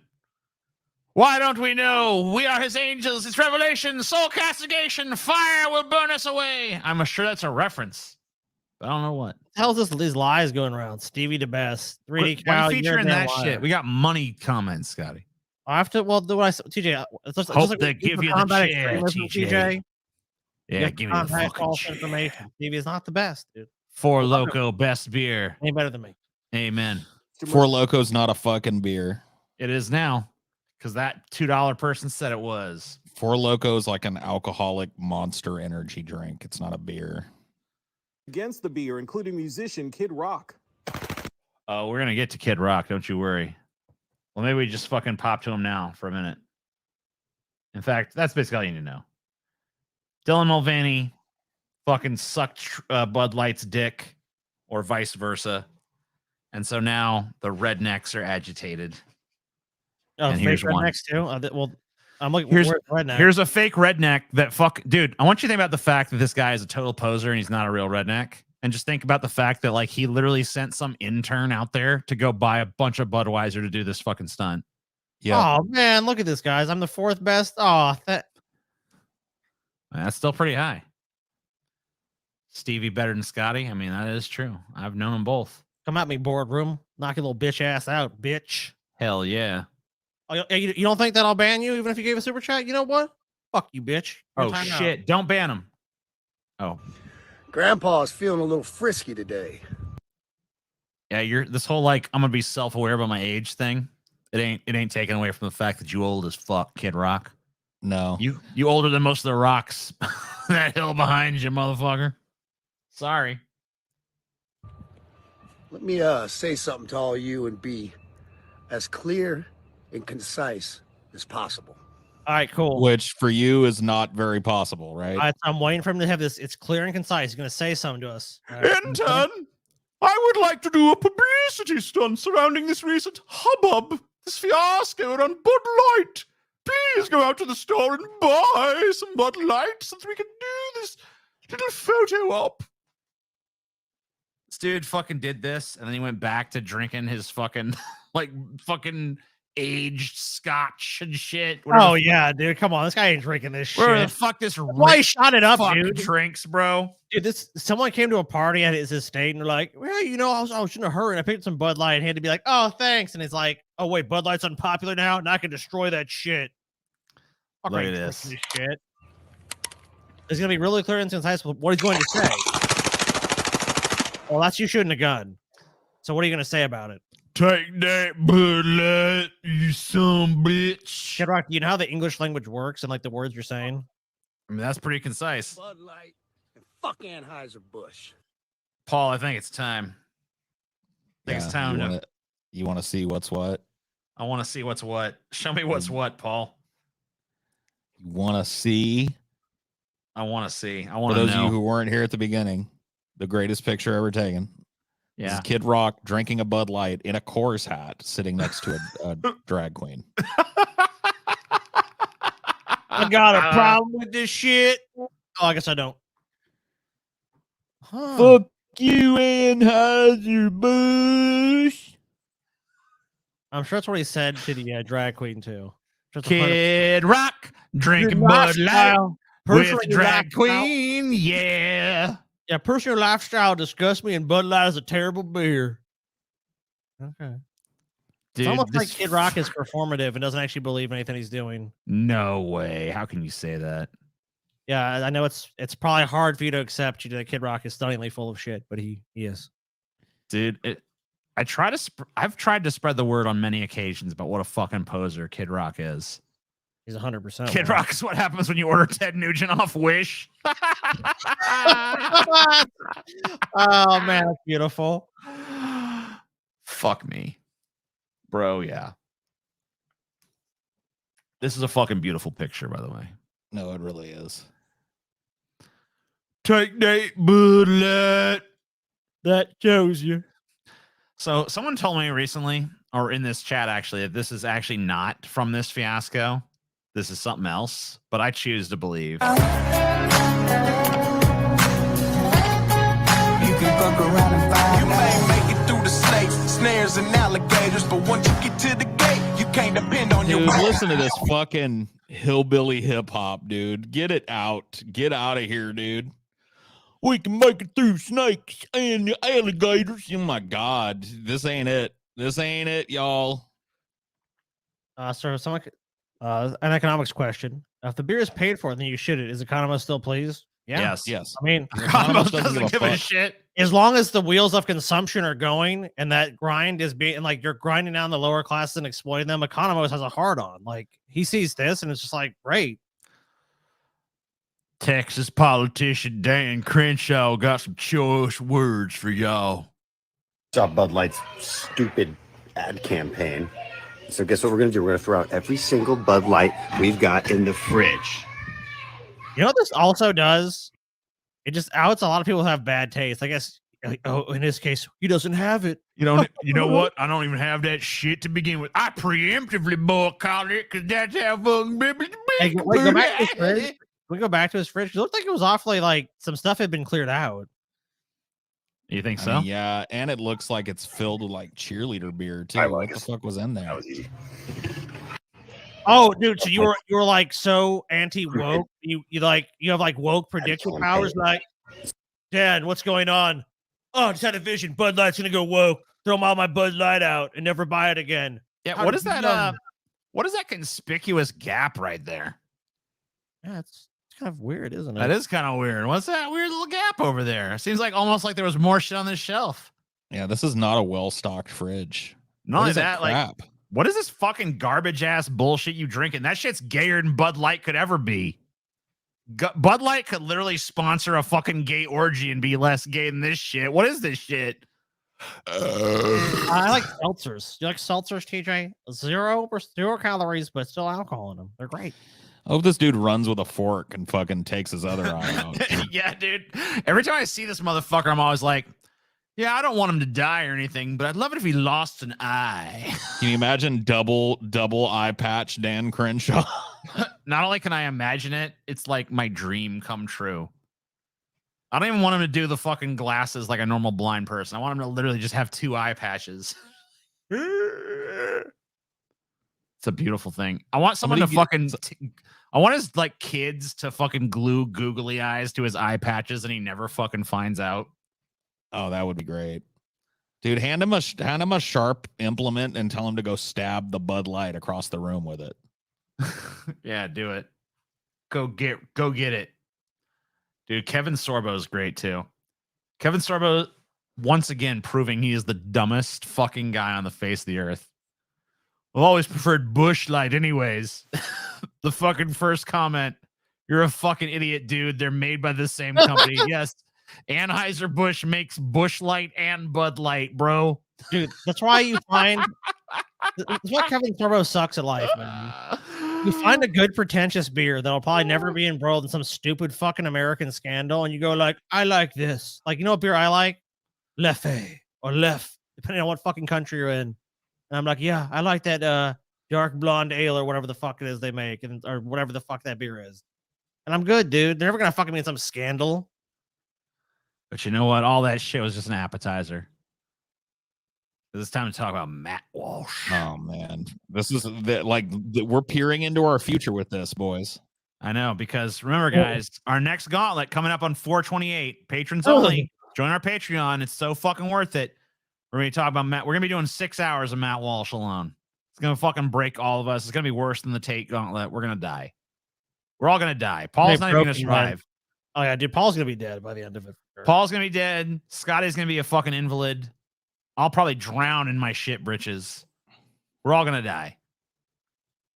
Again, from the Daily Wire, representatives for the Bud Light brand owned by Anheuser-Busch confirmed a brand partnership with trans-identifying activist Dylan Mulvaney after followers speculated the whole thing could be an April Fool's Day prank. Now, by the way, if you were one of those people, we talked, a couple days ago about Bud Light sponsoring Dylan Mulvaney, congratulating him on his day 365 of girlhood. Because again, this is a grown adult man who is very specifically pretending to be an underage adolescent girl. Total lie, by the way. He's not. Or why she's is not. why sorry. is he why is she underage? I'm problematic when I'm drunk, Scotty. I don't TJ, why don't you and Matt Walsh go have a Bud Light together? And maybe we will. Like Matt cannot suck you's dick. Well, since nobody's washing, I reckon you can. No, man, fucking Love you too, buddy. we love you, Thomas H. You're the best. So congratulating him on day 365 of quote unquote girlhood. Yeah. Oh, Dylan Mulvaney, by the way, does not pretend to be a fucking underage girl. That's not. This even is just fucking Matt Walsh's fantasy life creeping into his fucking commentary. Yeah, and then Dylan Mulvaney shows up in my hotel room and says, "I'm your little girl," and I'm actually disgusted by that stuff. That's why I talk about it incessantly. How big is Matt's dick? I'm guessing medium. What a guess. We talked about that, and I saw even in the comments there were people speculating that, well, no, this can't be. This is an April Fool's prank. This came out around April Fool's. It must be a big prank from Dylan Mulvaney. Okay, this is still the kind of coping that we have to put to the side now. We have to get past this. You have to cope with what? You know, here's an idea for you. Maybe just don't give a shit. I don't know. Maybe it doesn't matter if fucking naturally be like the rugged individualist thing to be like, well, I'm just gonna fucking. I mean, I'm just gonna put it. I'm gonna put this fucking forward to you, Matt. Maybe the correct response for like a tough, secure, masculine dude, if someone's like, "Yeah, that tranny Dylan Mulvaney got sponsored by Bud Light," maybe the correct response to that is like, "Who fucking gives a shit?" No, that's the correct response for a non-fucking half-drunk redneck. Maybe that's just the correct response across the board. Imagine basing your fucking mental well-being on who's got a brand sponsorship with who. I mean, fuck, dude. No, really. You believe Bud Light? Can I believe Bud Light, a company interested in selling your product, was trying to appeal to a demographic? Yes, I can believe that. Like, it's good business for them. Like, why not try to appeal to as many people as possible? They're trying to sell a product. That's how it works. You know what? You're going to see a whole lot of Matt's face when we do a whole fucking gauntlet of his ass on the 28th. We're going to go deep, Scotty. We're going to go deep on Matt Walsh. Very deep. We're going to uncover the deep lore of Matt Walsh. Dude, there's nothing deep. The story of Matt, I've looked into it. The story of Matt Walsh is about as deep as a fucking puddle. Oh, Paul, you're not ready for the. Yeah, you're right. You're right. Not as deep as a puddle in a drought. Here's a story. Once upon a time, a douchebag existed. His name is Matt Walsh. That's the fucking. That's what you got to work with. Over time, he honed his grift more and more until one day he grifted his way to the very top of the Daily Wire. It's not going to kill you because you know what? When you start to feel the pressure, you could just walk away. It's going to kill us because we have to deal with all of it in one dose. I am not allowed to post edgy things in super chat, so please read my follow-up. Also, everything I donate to you guys is from the Biscochito I sell at the farmer's market. Okay? Cool. I don't know what... I'm waiting for your follow-up then, I guess. Like, if you're still in a position, if you TJ's starting to slur what a lightweight. Dude, I mean, I've drank a 6-pack at this point. Fuck you. How much? Wait. I mean, like, how much am I supposed to drink before I'm starting to feel the shit? Am I supposed to just drink like 100 fucking cans and just be like, I'm still sober? Yeah, at the beginning of this, you literally said, I'll probably drink a whole 12-pack and not even get drunk. So to answer your question. Paul, don't make me drive to California and beat your fucking ass in the mush. Dude, come down. Come on down. Yeah, I mean, really. You know, by the time I get there, I'll be so happy to see you. I'll probably just give you a hug. And I'll have a joint waiting for you. It'll be a beautiful, moment. Paul's really scared if he's showing up there, TJ. All right, you know what? So to earlier me, I guess you're a fucking dumbass, bro. You don't know what's what. You're smarter drunk. That's all I can say to you, sober TJ. Still are, like, it's hard for you to believe that Bud I'll give you this, sober TJ. You're still a fuck of a lot smarter than Matt Walsh. Low bar, but you got it going for you, Bud Light. Lights would sponsor Dylan Mulvaney. That just shows me that you really haven't been paying attention. Are you trans yet, TJ? No. I think I'm halfway trans. I think once you drink a whole 12 pack, you get trans, right? That's what I've heard. Yeah. I'm only just 6 now, so you better take the rest of that out back and shoot it, TJ. I'm gonna shoot that before I turn into one of them damn trannies. And you need to clue into reality. There's nothing unbelievable about it at all. And these are a lot of the same people who still insist that maybe this whole Dylan Mulvaney thing is all one big prank by him. He's Andy Kaufman. It's a performance artist. This is all one big troll. I mean, this can't actually be serious. No, it is serious. Now, it's not. It's not. It's a tragedy. It's not. You think it couldn't possibly be serious, but it is. Oh, dear God, it is. I'm going to post the picture of my garbage can full of Bud Lights to my Instagram. How about that? Bud Lights in a garbage can.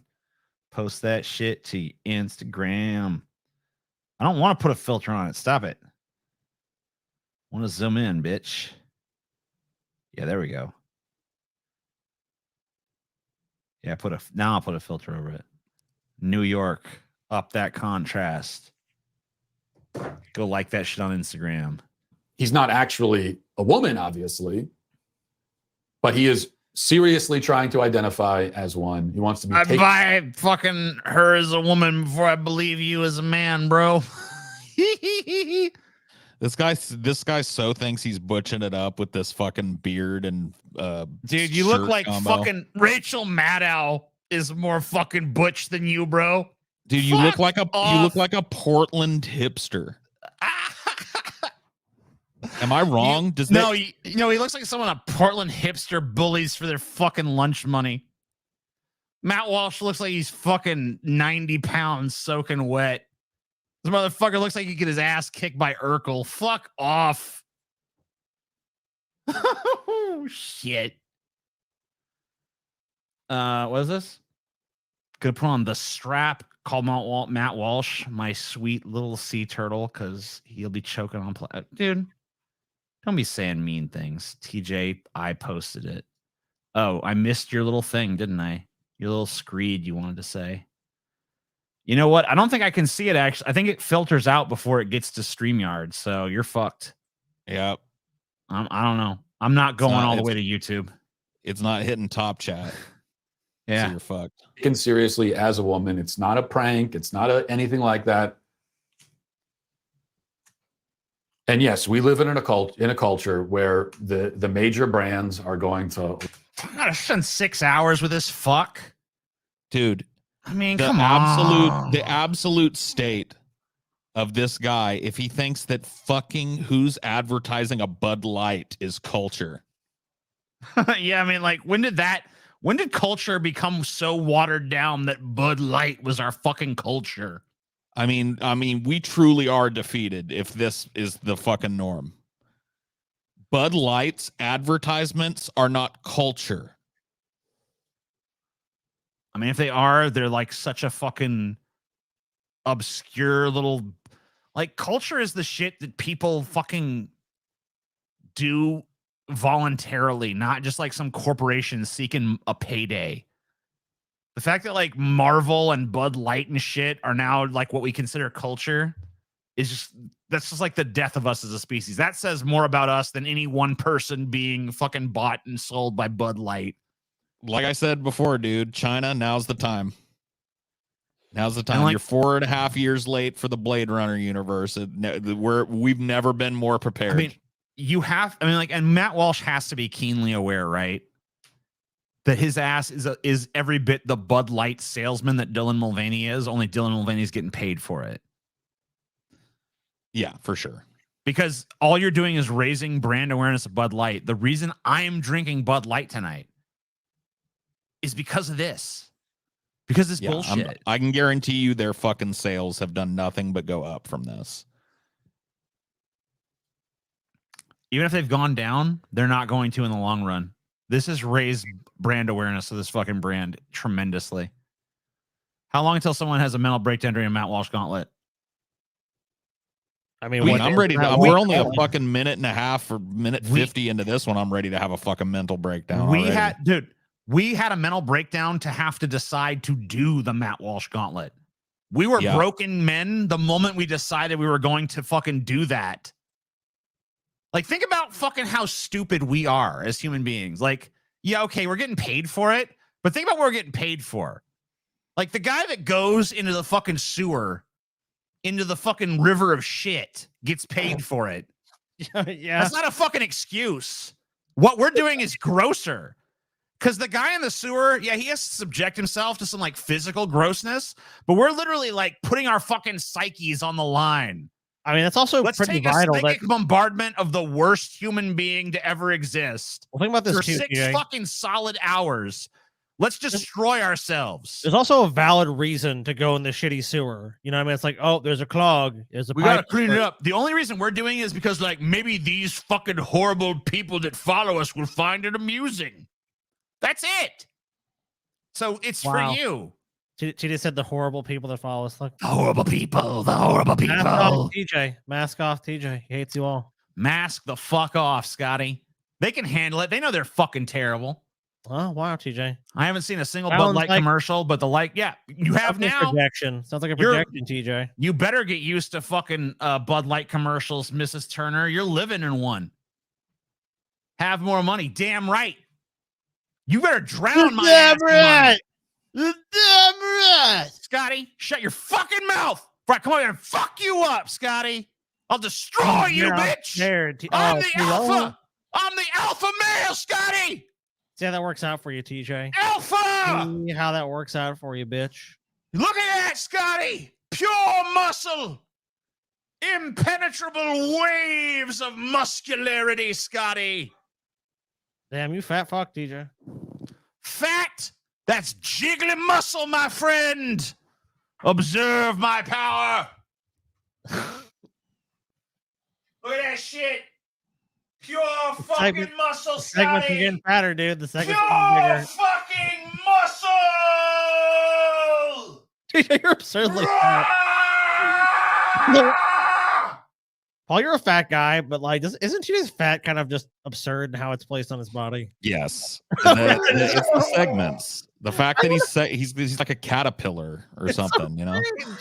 Let's look at that big old fat gut. Like everyone like knows Steve is seeing Steve's big ass fat gut at this point. Like I've got a big fat fucking gut, but it's one big piece of meat hanging off the front of me. You know what I mean? The one big round gut up there. Right. TJ's got like 6 different guts. He's got like he's a fatapillar. Fat Thor in the house. I don't insult Thor like that.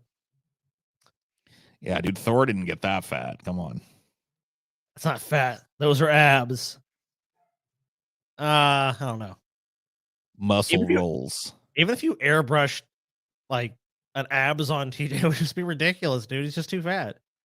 I'll tell you where TJ moved to. I guess I don't know if he's told anyone, so I'm not going to say where he lives. But like TJ lives in a place with a lot of great food. So I am not at all surprised that TJ has gotten fat as fuck. It's like every time I talk to TJ's like, man, I went and tried this place. And I went to see him recently. Oh, and I can tell you, like, the food around there really is like, you took me to some like Korean barbecue / sushi place. And I'm like, wonder why TJ's getting so fat. Then I ate there and I'm like, okay, I see why TJ's so fat now. Yeah, I believe it. Like the food there is obscenely good for the area it is. Fatterpillar, yeah. We should make that should be TJ's next shirt. He can be a Fatterpillar. Yeah. I can't think of something else that's segmented like that. Ever seen TJ get hurt? Oh yeah, I've seen TJ get hurt plenty of times, dude. I mean, I've seen TJ cut. TJ gets cut a lot. Like I've seen TJ open a lot of shit and get cut, like on his fingers. Like that tends to be what happens to TJ. TJ's also like at times where he's like throwing his back out, literally for like I remember like he I think it was his ex-wife he got with, and for like. Obviously, right as they got together, so there's a lot of very passionate romance going on, and fucking and shit. And TJ's back was out for like 3 weeks. He's like, "Hey, he's got it." What you do? Just like walk through the house like this. Like, TJ, it's the first time you've done exercise in like 3 years, and he's like, pretty much. Every once in a while, TJ will get into some exercise kick.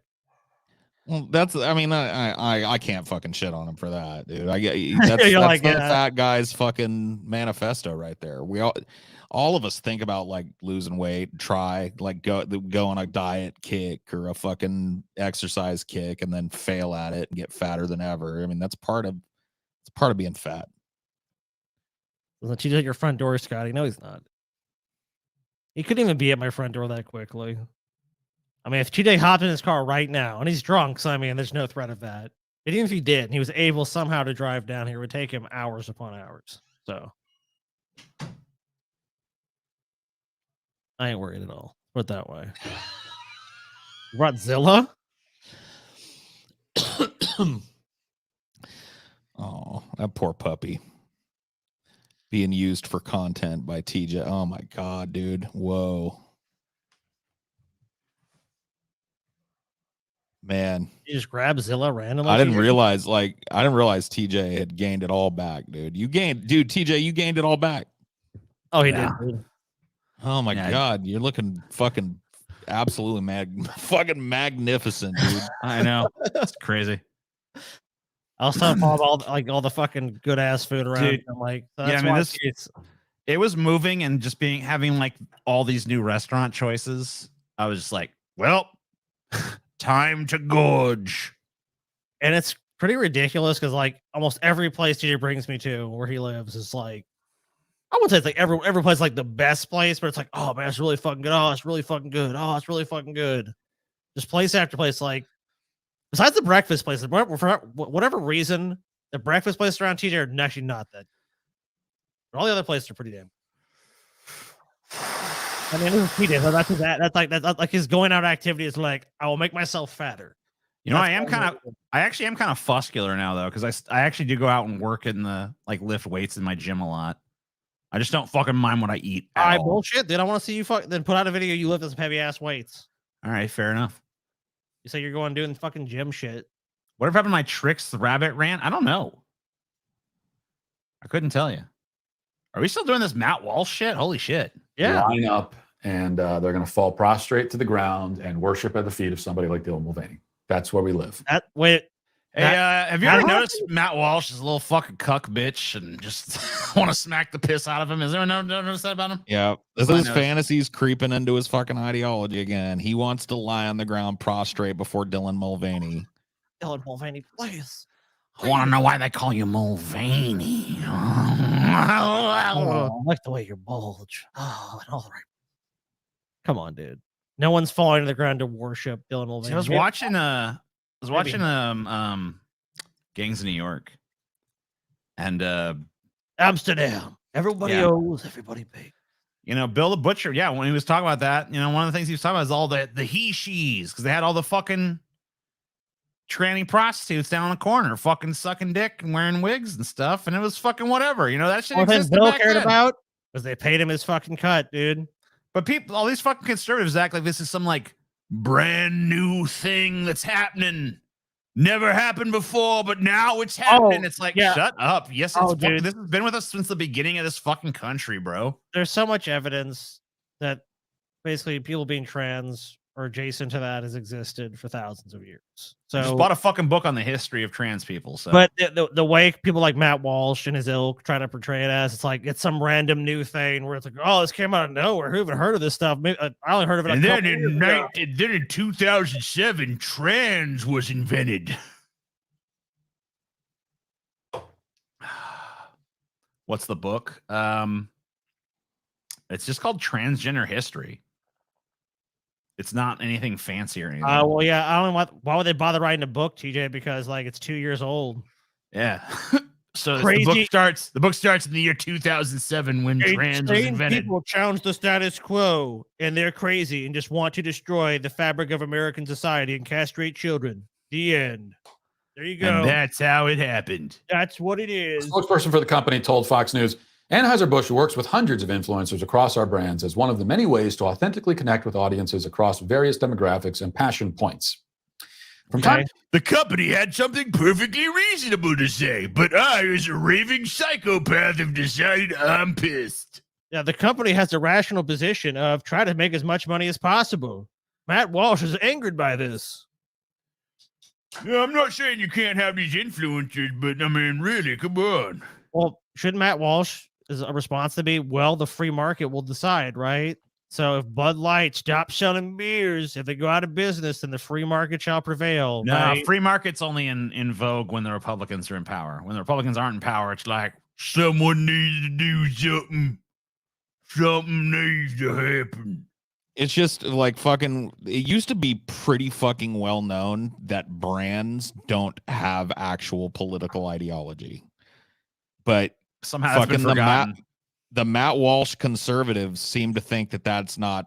Dude, they will fucking say whatever it is you want them to fucking say to sell beer. They couldn't give a fuck.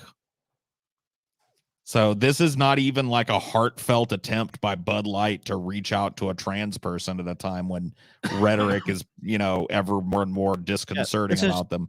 She's an influencer, and we can target a bunch of people. That's all. She's got 1 million fucking Instagram followers, and if she posts a thing about Bud Light, we're probably gonna sell 500,000 fucking 6-packs of Bud Light just on her alone.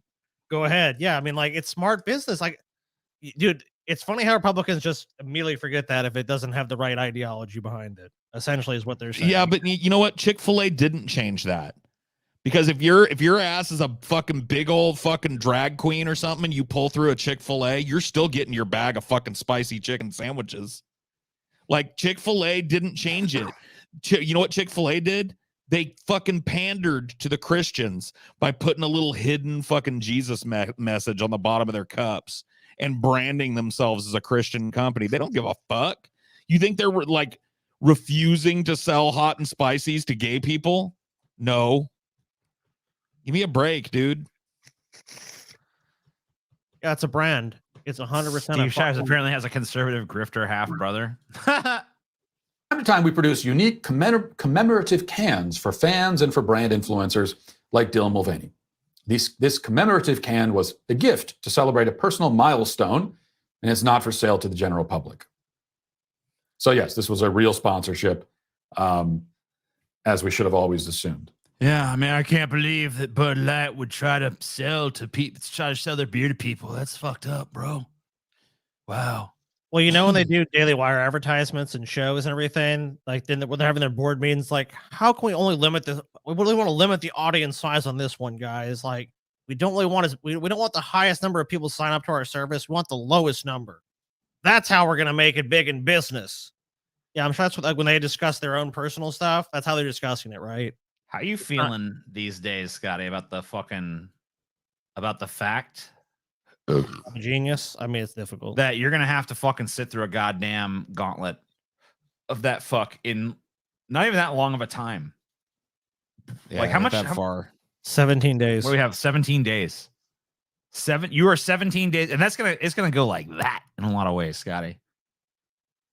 Like what we just went through, you're gonna go through that times, I don't know, 50. It's gonna be a fucking nightmare. You know what I can say?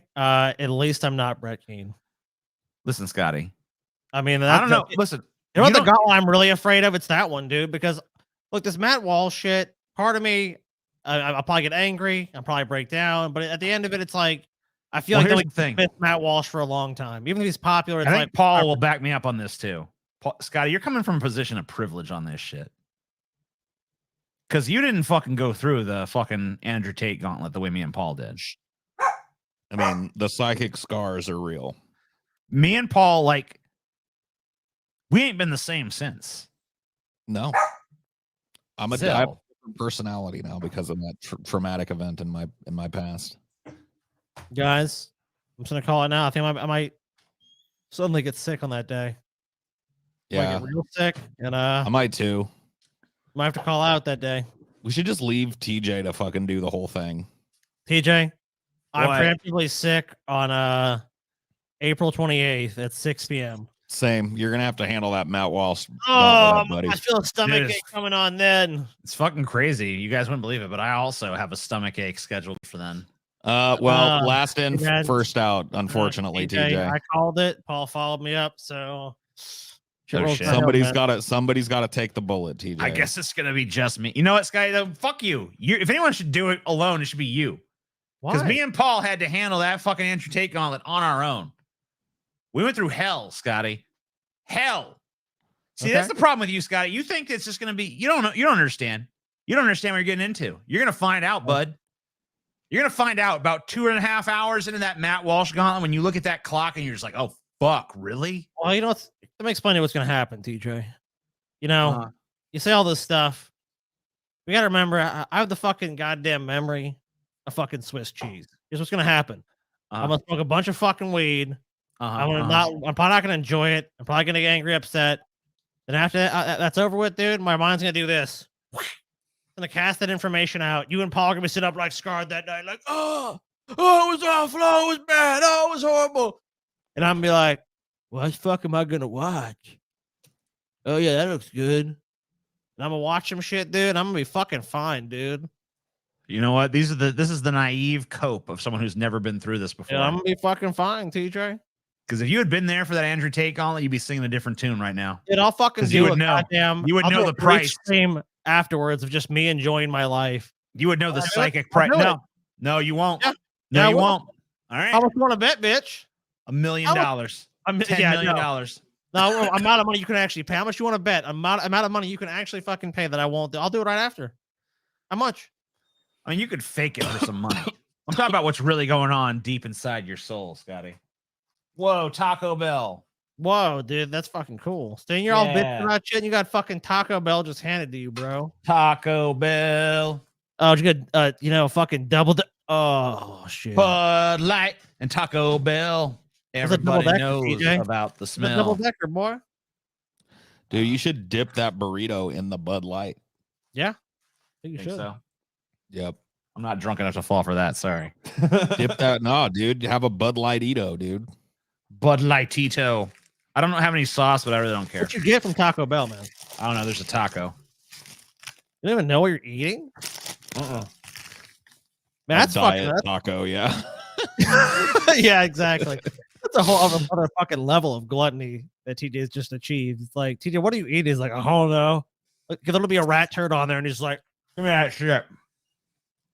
You actually look at what you eat? I mean, it's taco. I don't know what you want. How the fuck do you know what you're eating, TJ? Do you actually not look at your food? It's taco, dude. I already told you it's a fucking taco. But like, you don't like look at your food as you eat it. Like, you're not one of those people like, I'm eating this. So I'm gonna look at what's going in my fucking mouth. I just don't know what else I got. I know I got a taco because I just said give me a bunch of shit.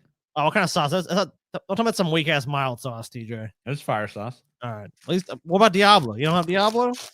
I don't like the taste of the Diablo as much. Nah, dude, what a pussy. Real men use Diablo sauce, man. Could I get a bitch-made fire sauce with that, please? Oh, do you actually have any mild sauce? Because my tummy was a little upset last night. I think I might need some mild to go with that. Oh, my flubbery pussy was sore after trying that Diablo sauce. Could you please? You guys don't know what the fuck you're talking about. That's all I can say. The fire sauce is way more sensitive on my vulva. That is a damn lie. It is not fucking gross. You should be Diablo ashamed sauce of is yourself. gross, yeah. Found another pussy in the chat. Yeah. Yeah, we're trying to detect the biggest pussy. I know you look. Oh, you won. The Diablo sauce, it's not too spicy. It just has shitty flavor, bro. I don't know what to tell you. Dude, you fucking disappeared that taco. Oh, I didn't 100% feel. I heard you take one bite. I heard one crispity crunch. I think it was 3 bites. Gone. Dude, he's a fucking black hole. I've literally had a conversation where TJ will pull a fucking box of cereal out of his fucking pantry, like to pull out a fucking ridiculous size bowl, fucking fill the bowl, and watch him eat it in like 2 minutes. And I'm like, how the fuck can you eat that much fucking cereal? Because I it was me, it'd be like 10 minutes, like a little small ass fucking mouth, but TJ just has a fucking shovels the fucking food in. I don't know how he tastes the shit. Do you even taste the food you eat, TJ? Sure. Sure, I guess. Tastes Mexican pizza in a fucking second here. Oh man, fuck you, TJ. Got a fucking Mexican pizza and shit. Now I'm putting you on. Oh my god, dude, that was a whole quarter Mexican pizza that I just know. went down. Dude, that's fucking crazy. Dude, watch Dude, They're 4 bite-sized. times. It's already They're down his bite-sized. gullet. Look at They're that fucking shit. bite-sized. I want to tell you. That is not bite size. That's the size of your whole fucking face. Jesus. All right. All right. What? You know what I'm saying? And look, it's already down. Black hole. How do you do it, dude? How do you do it? I don't know what to tell I'm you. in awe, dude. I'm in how awe. I I eat. feel I don't know what to insecure do. as a fat guy now because it would take me like 3 bites to clear that fucking piece of pizza. It's just one little piece, though. That is not little. A little tiny piece. It's just a little tiny piece. I don't have to fucking tell you. Oh my god! Oh my god! Down my the fucking hatch, man. Dude, That it's also was the fucking- casualness that you eat That with. bite was fucking Lovecraftian, bro. That was insane. That's what you don't get about it too, TJ. It's not like you're trying to like, oh look, I get this really big bite. You just take it and you just shove it in your mouth, and it's like there's not even a thought behind it. Dude, I don't know what to tell you. I just watched Charles Dexter Ward disappear into the maw of Yog Sothoth, dude. That was fucking crazy.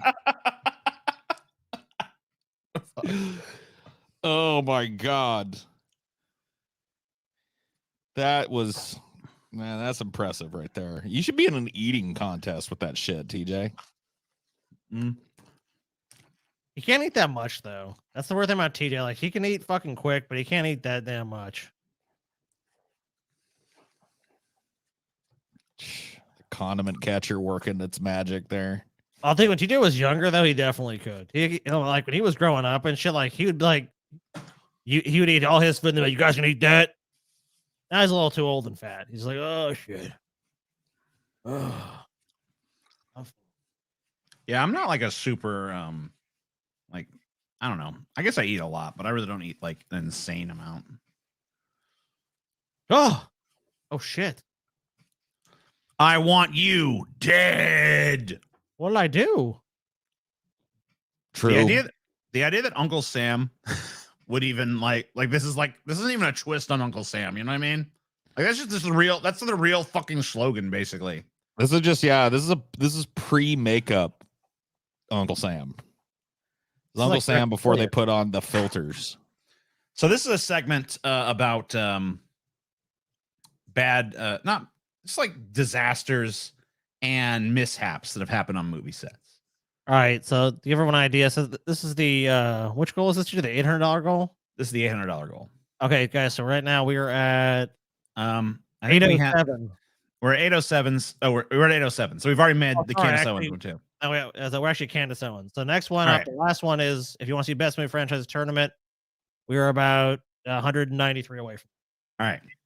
Right now we're doing movie set disasters and mishaps. Yes, we got another one to go even after this. All right. So, have either of you guys ever seen this movie? No. Uncle Sam. I have not. I have not either. No. Okay. So this is a 1996 direct-to-video movie. It's directed by William Lustig. He directed Maniac. He directed all the Maniac cop films. Okay. And Larry Cohen, who is like, he's done a bunch of B-movie shit like It's Alive and like Q the Winged Serpent and stuff like that as a writer. So they teamed up in the 90s, both kind of well past their heydays, to make a 90s movie that's supposed to kind of feel more like an 80s movie called Uncle Sam, where Uncle Sam is going to become a slasher. That's the premise here. So I want to show you a little effect shot that's from that movie. This is Isaac Hayes, by the way. Whoa. Yeah. Isaac Hayes, he's not the main character in this movie, but he has a pretty substantive role in this fucking film. By the way, if you're wondering about whether or not this movie is worth watching, not really. It's pretty shitty. It has this weird tendency to like cut away every time there's going to be like a bloody scene. It's very like wimpy horror, you know, like where they cut away from the gore. Like where, you know, you're about to see something cool, and then right at that moment when you're about to see like the person's eyes get gouged out or something, it cuts away. And then it's like then the next shot is their eyes being gouged out. I mean, that's just a telltale sign that they're shooting for that PG-13. Yeah, I mean, maybe. I mean, I don't remember there being much profanity in this film, so maybe you're right about that. But anyway, you know, this film had a pretty big budget for a direct-to-video feature. This is about a $2 million budget film. Now, when they first shot it, they weren't really sure it was going to be direct-to-video. In fact, when the director Bill Lustig and the writer Larry Cohen, who'd worked together on the Maniac Cop series before, found out this was going to be just like a direct-to-video movie, they both kind of like lost interest in filmmaking in general. They're just like, fuck it. If our films aren't even going to open in theaters anymore, we're done. But anyway, I want to show you this scene from this film because there's a little story to note about it.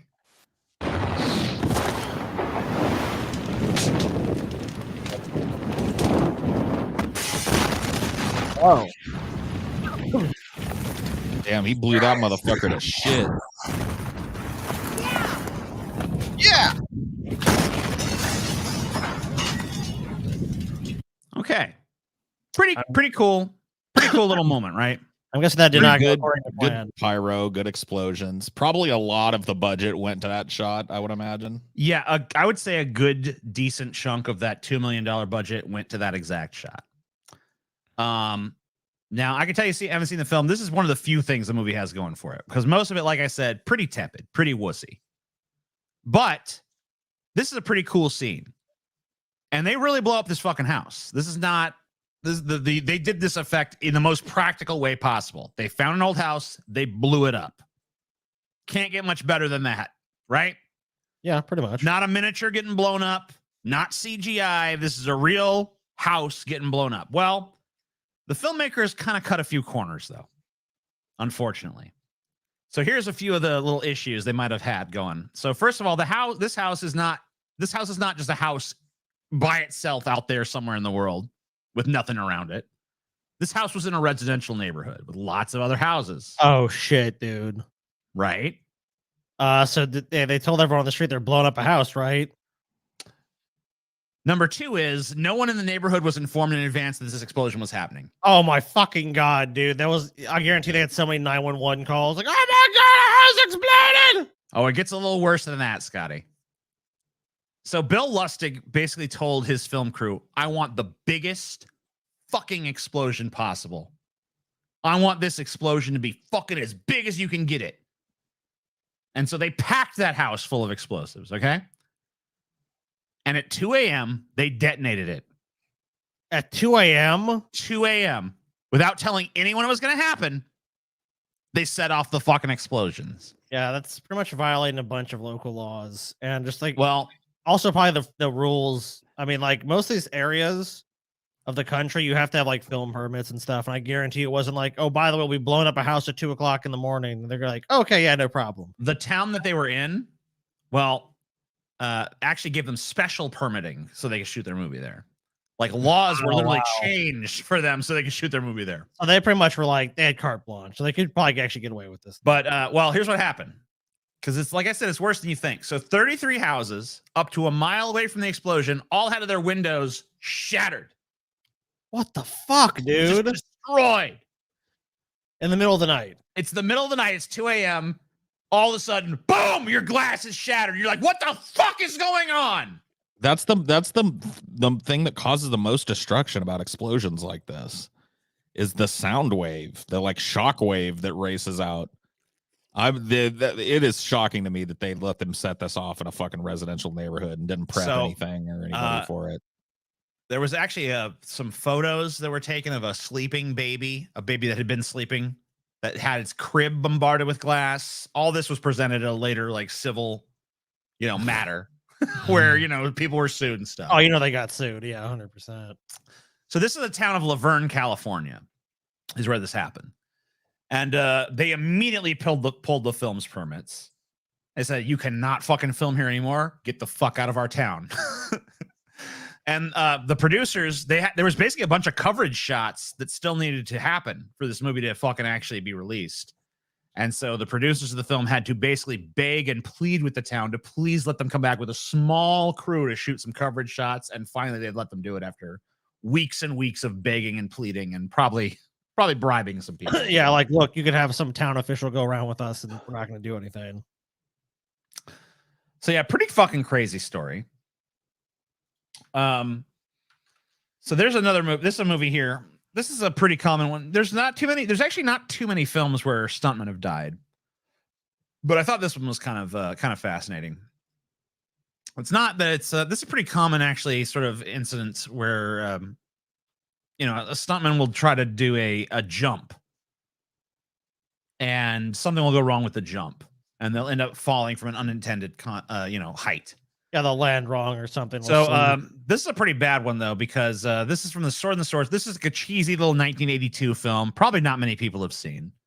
I don't even think I've seen. I don't think I've seen it, honestly. Paul, I've seen this one, but when I was a kid, I would do this Barbarian. I don't know who started this art style. Yes, but if a movie had it, I rented it. Amen. I feel you on that. So yeah, this is before fantasy films got kind of big and mainstreamed with like a Lord of the Rings. But these old 80s fantasy films, they've always kind of had a little bit of a special place in my heart, but I don't think I've actually seen this one. So there's a stuntman by the name of Jack Tyree who had done stunts for a bunch of big films. Blade Runner, Alligator, Escape from New York. He was actually the stunt coordinator for a movie called Humanoids from the Deep, which is actually a pretty interesting little movie. But there was a botched stunt that basically on this movie where, he died. He didn't get a huge memorial or anything as a stuntman either. If you die as a stuntman, this is pretty much what you get. Little tiny headline. Did I even fucking pull the fucking headline? Well, whatever. I'll read you the fucking headline. Basically, he had a fucking cushion that he was supposed to jump into. It was like he was supposed to jump 80 feet while fully in costume into this, 20-foot cushion. And he just flat out in the jump missed the cushion by about 2 feet. So he basically just splatted about 2 feet away from the cushion. Every bone in his body was broken. I mean, not literally every bone in his body, but like a shit ton of his bones were broken. He died from what was described as massive trauma. Right. Yeah, he fell and didn't cushion it at all. And and just like flat into the ground. So basically, he just jumped to his death. Yeah. And then a lot of people were trying to blame it on him. Maybe it was his fault. But a lot of people on the film were just saying it was his own doing because he claimed he had tested the stunt, but he actually hadn't done any tests. Paul is superior. Yeah. Good to know. Yep. It's true. That person knows what's what. But I wanted to show you guys this thing here. This is this Greg Allman story. This was a disaster so bad it actually prevented the film from ever being made. Oof. This happened in like 2013. It was announced by Open Road Films. Well, do you mean never released, or you said never made? It was never made. Okay, so after that accident happened, they were just like, we can't make the movie. Well, the film was set to start filming on the 24th of February in 2013. Or sorry, in 2014, I believe. But they were doing some test footage on the 20th. And I'll get to what exactly happened. But so this is supposed to be a film based on the Allman Brothers and shit. Okay. It was announced by Open Road Films. There was a guy named Randall Miller who was set to direct, and it was going to be an autobiography. It was going to be an adaptation of Greg Allman's autobiography, My Cross to Bear. So when Open Road Films was announced as the U.S. distributor, there was a substantial boost because they could basically have the power to distribute this thing in like 31% of films because they were owned by they were owned by AMC. Okay. And Regal Entertainment. So they were, they basically did the whole press tour. They said all the fucking, we are thrilled to have the opportunity to be part of this movie. Greg Allman's story is fascinating, and we are here to, all the fucking fluff you expect to hear in the lead up to this fucking kind of shit. So that all kind of changed because on February 20th, there was a film crew that was doing what was described as a camera test. Now, they described it as a camera test, but actually they were trying to shoot a scene from the movie with a limited crew. They didn't want to involve the whole crew. They were just trying to get some fucking shit shot before the movie even officially was underway. So under Miller's direction, the crew prepared to start filming a dream sequence involving William Hurt, who was supposed to play Greg Allman. They're going to shoot a scene where he is on a hospital bed in the middle of these train tracks, and they were shooting it on this bridge. Uh-oh. Yeah, this is already no, dude. So is it like was it Stand By Me, but they don't escape? Yeah, because while filming, they're filming on this giant bridge. a fucking freight train starts barreling towards them at fucking 60 miles an hour. And they have less than a minute, basically, from being alerted of this train's presence to get out of the fucking way of the train. And they're in the middle of a fucking bridge with film equipment.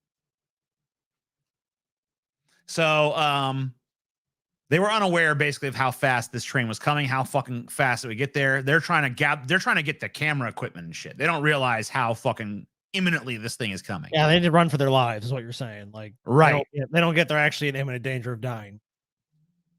So here I'm gonna go ahead and switch to this video at this point and show you what went on from there. Released today.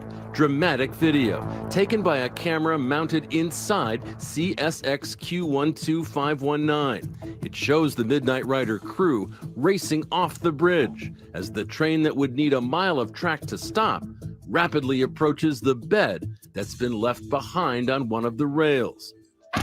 Look again and listen as the dramatic scene unfolds. 26 seconds before impact, the engineer starts to blare the horn continuously. 3 seconds before impact, it's too late to get the bed off the tracks. It sits there, while to the side, actors William Hurt and Wyatt Russell, along with 2 crew members, make it off the trestle. 1 second before impact, people cover their ears, clinging to the bridge for their lives. On impact, the bed becomes a deadly weapon. The train hits the bed, and the bed flies up, and apparently a portion of the hospital bed strikes Sarah and pushes her into the train. Hairstylist. So the end result basically is that a woman named Sarah Jones, who was a camera assistant, lost her life when the prop struck her and pushed her into the path of the train. This other woman that we're looking at right now, basically her arm was just like the bone was like ripped out of the skin by the power of the train, just like smashing her arm. Oh man, just so total negligence by this crew, a fucking just complete lack of planning. It sounds like on the cheap, just trying to save money, and ultimately end up not saving them any money, as obviously it cost someone their life, and I'm sure massive legal liability. Yeah. So after the accident, this is Greg Allman right here. Sorry, no, this is not Greg Allman. This is Randall Miller, the director. Greg Allman, the guy the biopic was supposed to be about, basically wrote a letter to this director, because this director, even after this accident happened, was still trying to make this movie happen, because this was going to be his like big. This would be a big movie for him, basically. Right. Yeah. So he's trying to continue. He doesn't give a shit the girl's dead. I mean, maybe he does, but he doesn't give enough of a shit to try to halt production or anything like that. So Greg Allman is basically writes this guy and is like, do not make this fucking movie. This is fucking gross. You're a piece of shit. Don't do it. Yeah, I'll read you some direct shit he said in this letter. He said, when the idea of you producing. Yeah, that's such a compelling thing. I mean, that's so rare to make. I'm gonna make a biopic, and then it's like, Yeah. actually, the subject of it is like, fuck you, don't make it. The subject of the biopic is like, please don't make this movie. Too many Paul supporters. I agree. It's ridiculous. Scooby-Doo say, rut-row, Raggy. Here's a piece from this letter. When the idea of you producing the film first came about, I was genuinely excited about the possibility of sharing my story with fans around the world. Unfortunately, all that changed for me on February 20th of this year. While there have been your birthday. Possibly, yeah, it did happen on my birthday. That the production might have resumed shortly after that. The reality of Sarah Jones' tragic death and the loss suffered by the Jones family and injuries to others involved has led me to realize that for you to continue production would be wrong. So basically, this guy did not work for a while. We'll see that he actually did get work again eventually, but it's very recent. That's shocking. You'd think that would pretty much end your career. Well, especially as like a non-camera facing talent. We'll take a little closer look at that in a minute. But so Miller, Savin, and Cedrish, all people involved in the higher levels of decision making and production on this feature, were charged with involuntary manslaughter and criminal trespass on July 3rd, 2014. So when it comes to the criminal trespass thing, they basically had permission to film on this land, but not permission to film on that track. Right. No one told them they could go mess around on the train tracks and they'd be fine. And by the way, producers on this film, basically people did raise the specter of concern on this. When they were like, let's film on the train track, a lot of people were like, Duke, are we sure there's not going to be a train coming? The producers actually assured cast and crew Oh yeah, we've talked to companies like it's all been handled that's up. That's all handled up. So they just lied assume to like them. they assume like even if a train comes, we'll be able to get everyone out of the way, and it's unlikely to like blah blah blah. They just went through all these like motions where it's like if you were gonna do this, there's a way you have to, like you probably have to get a permit. You have to talk to the companies that are gonna run on this line and be like, there can be no traffic this day. Like there's a proper way to do this, and in the interest of saving money, basically killed and maimed other people. I mean, like this guy should never work again. He showed just a total disregard for those around him. And he's in charge of their safety and the investment that goes along with it. Like he was trusted with money to make a production happen, and said this happened. And it's just absurd you would even give him a job after that. In the criminal proceedings that were brought against him, he was sentenced to 10 years. He only served 1 year, and he did some community service. And he didn't work until this. I mean, he's done a movie this year. So from his last IMDb credit was in 2013. The accident happened in 2015. Now he's making movies again in 2023. Obviously, a pretty small indie feature. I don't think this is being brought to you by any major production studio or anything like that. This is called Coffee Wars. I'll read you the very riveting storyline. No one filmed on a fucking train track, at least. Coffee aficionado Joe is doing her best to stay afloat, running her own coffee shop alongside a band of unpredictable colleagues, but nothing seems to be going her way. She can make a latte better than anyone, but her customers have trouble getting past one thing. Her coffee shop is vegan. That's not shocking. The story just writes itself, Scotty. Oh, it's so insane. I've blended plenty of vegan places. Here's the out. 100% of the proceeds of this film will be donated to the environment and to animal charities. So a whole $2,000 will be donated. Thanks. Right. So, all that money we made from this movie going to charity. So, pretty beautiful thing we done. Yeah, I'm sure there's a way to verify that too. Remember when I killed those people? Forget about that. That movie looks like fucking shite. All the money from Coffee Wars going to charity, y'all. I have a few more. These are mostly just mishaps, I guess. Mishaps. So Orson Welles took a fall of about 10 feet while filming Citizen Kane. This happened while filming the scene where Kane shouts at boss Jim Geddes. His ankle got injured so badly he had to use a wheelchair for the next 2 weeks. He just fell down the stairs. This is a pretty famous one. We've talked about this before. How Sylvester Stallone had to go to the ICU while filming Rocky 4. One day on the set, he told Dolph Lundgren to hit him to forget the fight choreography and go freestyle. The result was that Stallone was in the hospital for 9 days. This article doesn't really capture like what Stallone did was he just basically he wanted the punches in the movie to look authentic, so he told fucking Dolph Lundgren to really hit him. Yeah, his heart swelled up. Yeah, and he had a beer lift and he nearly died. I mean, yeah, there's a reason why there's a stage punch, a film punch, and then there's being punched for real, right? Right. Yep. Yeah. Also, Dolph Lundgren is fucking like 6'5", and Stallone's like 5'7", 5'8". That was just a massively stupid idea. J.K. Simmons cracked one of his ribs while filming Whiplash. Miles Teller in one of these scenes charged Simmons and knocked him over so hard that one of Simmons' ribs broke. Oh, I know. Yeah, I know that scene. Yeah. You're shooting an intense scene, maybe it'll happen. One of the stuntmen in Hangover Part 2 suffered critical brain damage. Scott McLean was leaning out of a taxi's window when he got hit by another vehicle. It sucks to get brain damage for the worst Hangover movie too. Yeah. Really.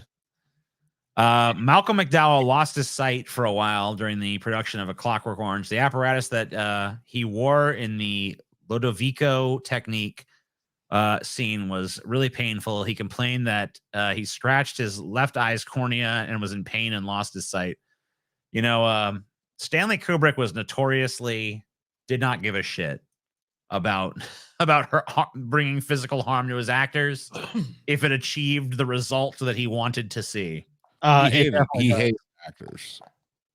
He was from the school of directors that is not deferent to actors, their safety or their comfort. So yeah, it's like, you will suffer for my art. Hey, they were getting well paid for that shit. Yeah, for sure. Bob Hoskins broke his hand on the Super Mario Brothers movie. The set was a disaster, and the actors, including Hoskins, were drinking all the time, which led to an accident involved. Yeah, I mean, look, You'd be drinking too if you realize what a piece of shit you had signed up for. Okay. Yeah, I'd be drunk all the time too. And the people who keep defending this movie to me, especially, I noticed this even more now that the new fucking Mario Brothers movie has come out. People trying to defend this old one. Like, I get that it had like an interesting fucking premise and all that. It tried to do something different. I appreciate that it tried to do something different, but like, fuck that. What it tried to do different made no fucking sense. It's a movie made by a committee that makes no sense. It's not an entertaining film. It's not so bad it's good. It's not decent. There's not even enough nostalgia at the time to fall back on that. It's just not a good movie. This Jan Feder, I don't know how the fuck to pronounce that, got hurt on the fucking boat. Whatever. Who gives a shit? Das Boot. No one's seen that bullshit. Fuck all that. Sylvester Stallone broke one of his fingers on the Escape to Victory set by trying to block legendary footballer Pele's ball. There you go.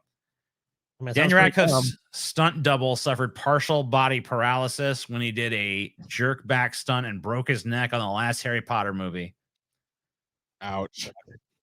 Mike Tyson broke one of his fingers while filming Ip Man. I love how the fucking actor injuries are like, Mike Tyson broke his little finger. And the stuntman injuries are like paralyzed for life. Yep. While filming Ip Man 3, Donnie Yen unintentionally hit his elbow during a fight scene and broke it. However, Tyson didn't even say anything and continued filming because he's such a fucking tough guy. We already talked about that. Yeah, it is worth mentioning that Das Boot is amazing. I've never seen it. I don't know. Dude, you got to see Das Boot. The 1981 movie Roar left around 70 people wounded. The film's production later over 11 years and involved 100 untamed lions that severely injured the stars. Melanie Griffith was injured so badly she needed 100 stitches plus surgery. Okay, that's not a good idea. An injury on the set of Mission Impossible 2 put a halt to one of the stuntmen's careers. The stuntman got knocked over by a motorcycle flying through the air, resulting in severe injuries that left him unable to work as a stuntman. Stuntwoman Olivia Jackson lost an arm in an accident on the set of Resident Evil, the final chapter. She was, man, it sucks to lose. It must especially suck when you lose your fucking limb for something that sucks ass. Like, you didn't even lose your like limb participating in a masterpiece. You lost your limb trying to bring Resident Evil, the final chapter, into the world. You know what I mean? Yeah. I mean, masterpieces typically have, safety. Yeah, they should care about the people involved in the stunts. She was supposed to do a fight scene, but ended up doing a motorbike stunt, which resulted in the accident. And finally, Frank Sinatra messed up his poor fucking wrist while filming The Manchurian Candidate. An on-set accident permanently damaged his poor little wrist, and it was so bad he couldn't hold a pistol comfortably anymore. Poor fucking goddamn. How can you be an American if you can't hold a pistol? Frank Sinatra. Emasculated Frank Sinatra. You believe that shit? All right. Well, that's that shit. And hold on. I know we got this. Remind you guys of this shit one more time. Where are we at, Scotty? Let's refresh. Looks like we are currently at 852. So we are 148 away from best movie franchises tournament fucking bracket, Scotty. Oh, see it by the end of this segment. We've got to make our goal. If you guys want to see that, now's the time to give. If you don't, then I guess it doesn't fucking matter. Yeah. Let's start with some good news. We're gonna watch this fucking vapid shit. Good news. All right, so the show is over. She's been canceled. Like, she's canceled herself. Thank you. Good. Whoa. TJ? What? Are you okay? Are you okay, TJ? I'm fine. TJ just froze. You froze. I froze? Am I back yet? You're back. Yeah. Okay. Let's start with some good news. Matt Walsh visiting New Mexico State University. He gave a speech, then he took some questions, a lot of questions from some trannies. He's doing some really good work with trannies right now. I thought she was going to say, because she said good news, and then Matt Walsh, I thought she was going to say fell to his death in a horrifying accident. Yeah, no such luck. Damn. By making them realize that they are, in fact, either a man or a woman. And I was really impressed with this clip because when you force them to talk through... That's how it happened. He showed up at the campus. People who had a different point of view, they had a discussion. And at the end of it, they're like, you know what? You're right. My lifestyle's a lie. And everyone left just holding hands. And we're like, Whatever Matt Walsh says, he's our prophet. He is our leader. He has declared it, so it is so. Aren't slurs against the TOS? You guys forgot you're now the fucking fodder in the culture war. So yeah, the right wing's gonna be calling you trannies for a while. Enjoy. Why they're convinced that they are a male or a female, you really get to the center of how much bull this entire ideology. So bullshit is censored. Trannies is not. Good to know. Yeah, why are we bleeping bullshit? Because it's bullshit. So here is a very nice, respectable man stepping to the plate to explain to Matt how he knows that he is in fact a woman. And I've cut this clip a bit. In the beginning, he just talks about, how great a person he is, how he has a job. Yeah, whatever. I mean, there was like this whole bit about being humanized and stuff. I cut all that shit out, so you don't have to fucking deal with that. Oh, well, dude, remember, but this is how Ben Shapiro really took off. So, I mean, this is a tried and true tactic now. It's like, oh, we'll go to these college campuses and people will get riled up about it. And we just, see, look, we proved it. People got mad. Guess what, Scotty?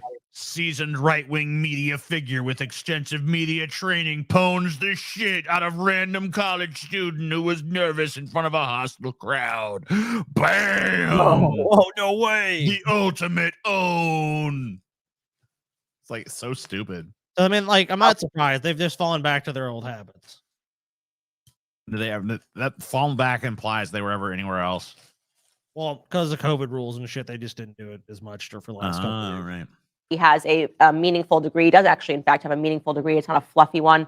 And then he kind of gets to the crux, which I'm going to show you, of how he really knows that he's a woman, even though just look at him and see that just is not true. Take a listen. Well, that's your opinion. I don't think you're a woman, bitch. How about that? Yeah. I think you're subhuman shit. Candace Owens is a fucking... No, she's a man. He's a man. Candace Owens is a dude. I've declared it to be so. Candace Owens is a fucking man. And you can't convince me otherwise. Prove me wrong. You've asserted that no one would ever see me as a woman, that nobody would ever see or could see a transgender person. I will give you this. You are butcher than Matt Walsh. Sorry to say. Matt Walsh is still more feminine. Dude, look at this little Gollum-looking motherfucker. Look at him sitting there. Yeah, I'm gonna hear you out. Yeah, you're a dumbass. Yeah, you're insane. Looks like a little hobgoblin. So the smug meter's going through the roof. And yet, I have dozens of friends from diverse backgrounds. Women from the reservation, a woman from Japan, several immigrant women. I have my coworkers, I have my boss, my VP, my CEO, all respecting me as a woman. My family, the delusional. my long-term friends who are delusional. Bunch of damn psychos. Let me tell you, they just don't have the honesty to tell you what I'm about to tell you right now. You ain't no damn woman, because woman's only what I say is a woman. I get to decide that. Me.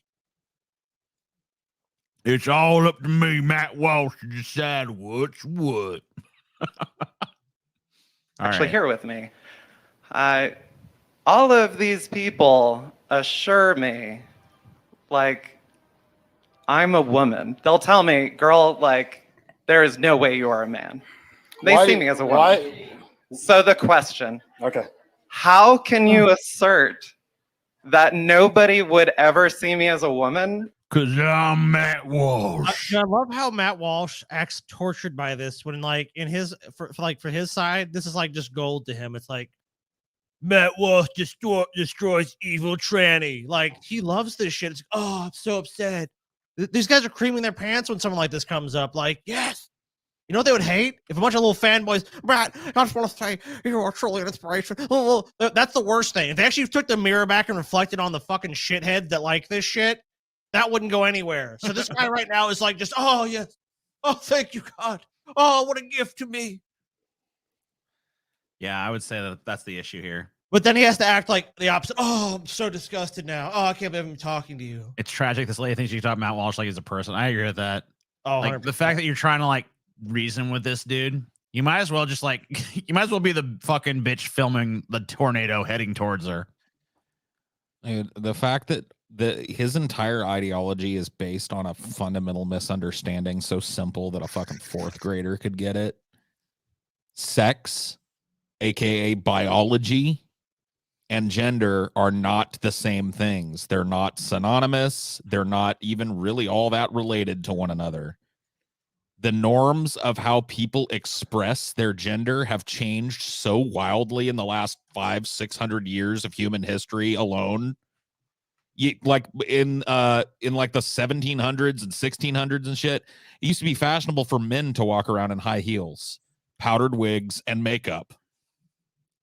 Like nobody called them women because they did it. It was a gender expression at the time. And the fact that they just cannot get past level 1 on this argument is really a testament to how fucking stupid, slow, dense, and bigoted these people are. I've shown this before, but yeah, that's how they used to dress little boys. This is literally FDR as a kid. Dude, George Washington was inaugurated in a pink suit, dude. That a bunch of these people go, "Oh my God, pink! I'll never be going to be caught dead in pink." People's ideas change throughout history. I mean, there's plenty of things I'm sure these guys would that would consider just like completely immoral, completely feminine. I mean, for a lot of human history, men had long hair or wore long hair as a style, but that's somehow, it's weird too. There's just so many fucking things that change. Long hair, makeup, fake fucking moles, perfume, and a very dainty affectation and shit. That all used to be fucking manly in certain places at certain times in history. So this idea that gender expression is this monolith that's never fucking had any challenge to it whatsoever, that a man's always been a man and a woman's always been a woman, is just like, it's completely refuted by just looking into history. So this whole fucking movement of people is too dumb to grasp the level 1 concept that what dangles betwixt thy legs does not necessarily mean, you know, what, like, it does not dictate your gender expression. I doubt My it. material experience tells me. What's that, Scotty? I doubt that Matt Walsh doesn't understand that. I mean, like, I think that at least it was just ignorance. You could be like, okay, well, this guy's just too dumb to get it. So there's just no way. I mean, this is with people like him. He definitely, I mean, I think understands that on some level. I don't think it's just he's grifting to these people. So this is, and he thinks, okay, this is what they want to hear, and this stuff gets him views and gets him attention. So yeah, I think it's entirely intentional on his part to not get the what. I mean, it's pretty basic. And if you don't understand it, it's kind of mind blowing. Remember, guys, for $1,000, we got the best movie franchise. I think about 100 away.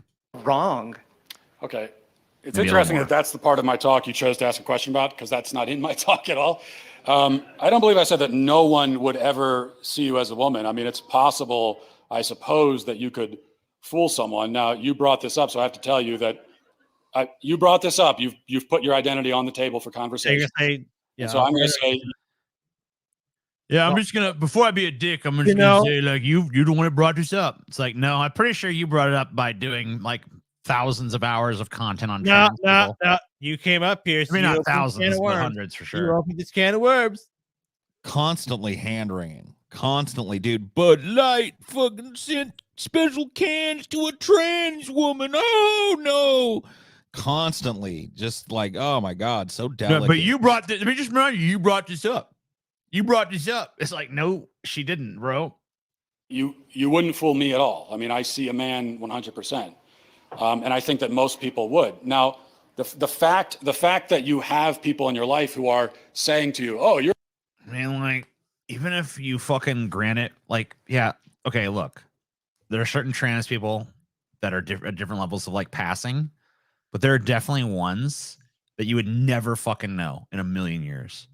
And there's ones that are fucking edge cases, and there's ones where you kind of know, but you don't really know. Because there's fucking women that look, there's cisgendered women that look masculine as fuck at the end of the fucking day. Yeah, it's not up to me. Also, and there's cisgendered men that look fucking feminine as fuck at the end of the day. I don't want to be the arbiter of gender.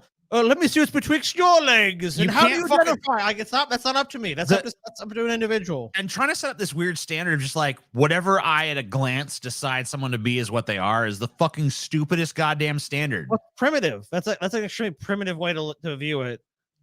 Well, it's an expression. Thinking about someone's expression of themselves being about whatever you see when you take a glance at them is fucking asinine. Like, talk about being fucking obsessed with being the main character in the world. Like, the fact that you take a glance at somebody and think you see this, that, or the other thing has nothing to do with how they express themselves. You're totally a woman. That's exactly what I'm talking about. No one in my life has ever once said to me, "You're totally a man, Matt." You know, yeah, well, you know, maybe it would have helped. I don't think anyone ever will, but I'm sorry. I don't think they're ever going to do it. Accidental overshare there. Yeah. Also, that you have different life experiences. This person has people who want to support them and affirm what they believe and show them like empathy and try to do the best possible thing they can for this person and say, yes, I do see you this way. I do acknowledge you and I still care about you and love you. Isn't that ultimately better than going like, you're a fucking delusional piece of shit. I hate you. Go back to what I think you should be. Yeah, that's what thinking for yourself, isn't it, Matt? That's exactly what thinking for yourself is, doing what you're told from other people. These people are just so fragile. It's just so fragile to think that if any other expression could trump or exist alongside your weird little fucking flute playing Brooks Brothers wearing beard with a beard fucking bullshit that you're trying to pull. It's just like, man, how fucking fragile are you? What does it matter if this person identifies as a woman? Like, how does it change your day at all? How does it change your fucking can of Bud Light? They're castrating kids, Paul. That's why. They're castrating damn kids being but they're not. brainwashed. They're not. Oh, no, they kids. are. Oh, they are. Matt Walsh said it. I say around the 8th Bud Light, they start to taste bad again. Okay. So, you know. If a friend of mine called me on the phone and said, "Listen, Matt, I want you to know you're really a man," I would think you're that not a trans person. Like, why are you saying that? Well, it doesn't make any. That's not in doubt. Yeah, people aren't. Yeah, because no one aren't going to fucking affirm you in the same way that they would a trans person. You have different experiences, right? Because like no one's denying that you're a man. I mean, I'm kind of doing it, but most people aren't denying that you're a man, so you don't have to need that. But if there was like if there was like a giant contingent of people that were constantly like, Matt Walsh is not a man, Matt Walsh is not a man, like, yeah, you probably would need affirmation at that point. Anyway, I don't know if we need to. I guess we haven't even got much Candace Owens. The fact that this is a conversation to begin with tells me. Oh, we saw plenty of Candace Owens. What's that? I said we saw plenty of Candace Owens. Point that I'm trying to make that your identity. Yeah, I don't know. I think we've explored this. Did we make the next one? I can't remember. Let's see. No, we did not. Okay. Well, that's fine. But not quite. That's okay. We're close, but I mean, so we'll save best movie franchise tournament bracket for another time. But imminently, we are going to be joining you guys in the sloppy seconds, where we're going to do an 80s and 90s cartoon tier list. So see you guys there. Be sure to become a patron. You can also see the Matt Walsh Gauntlet on the 28th. We love you all, and we'll see you on Sloppy Seconds. Peace.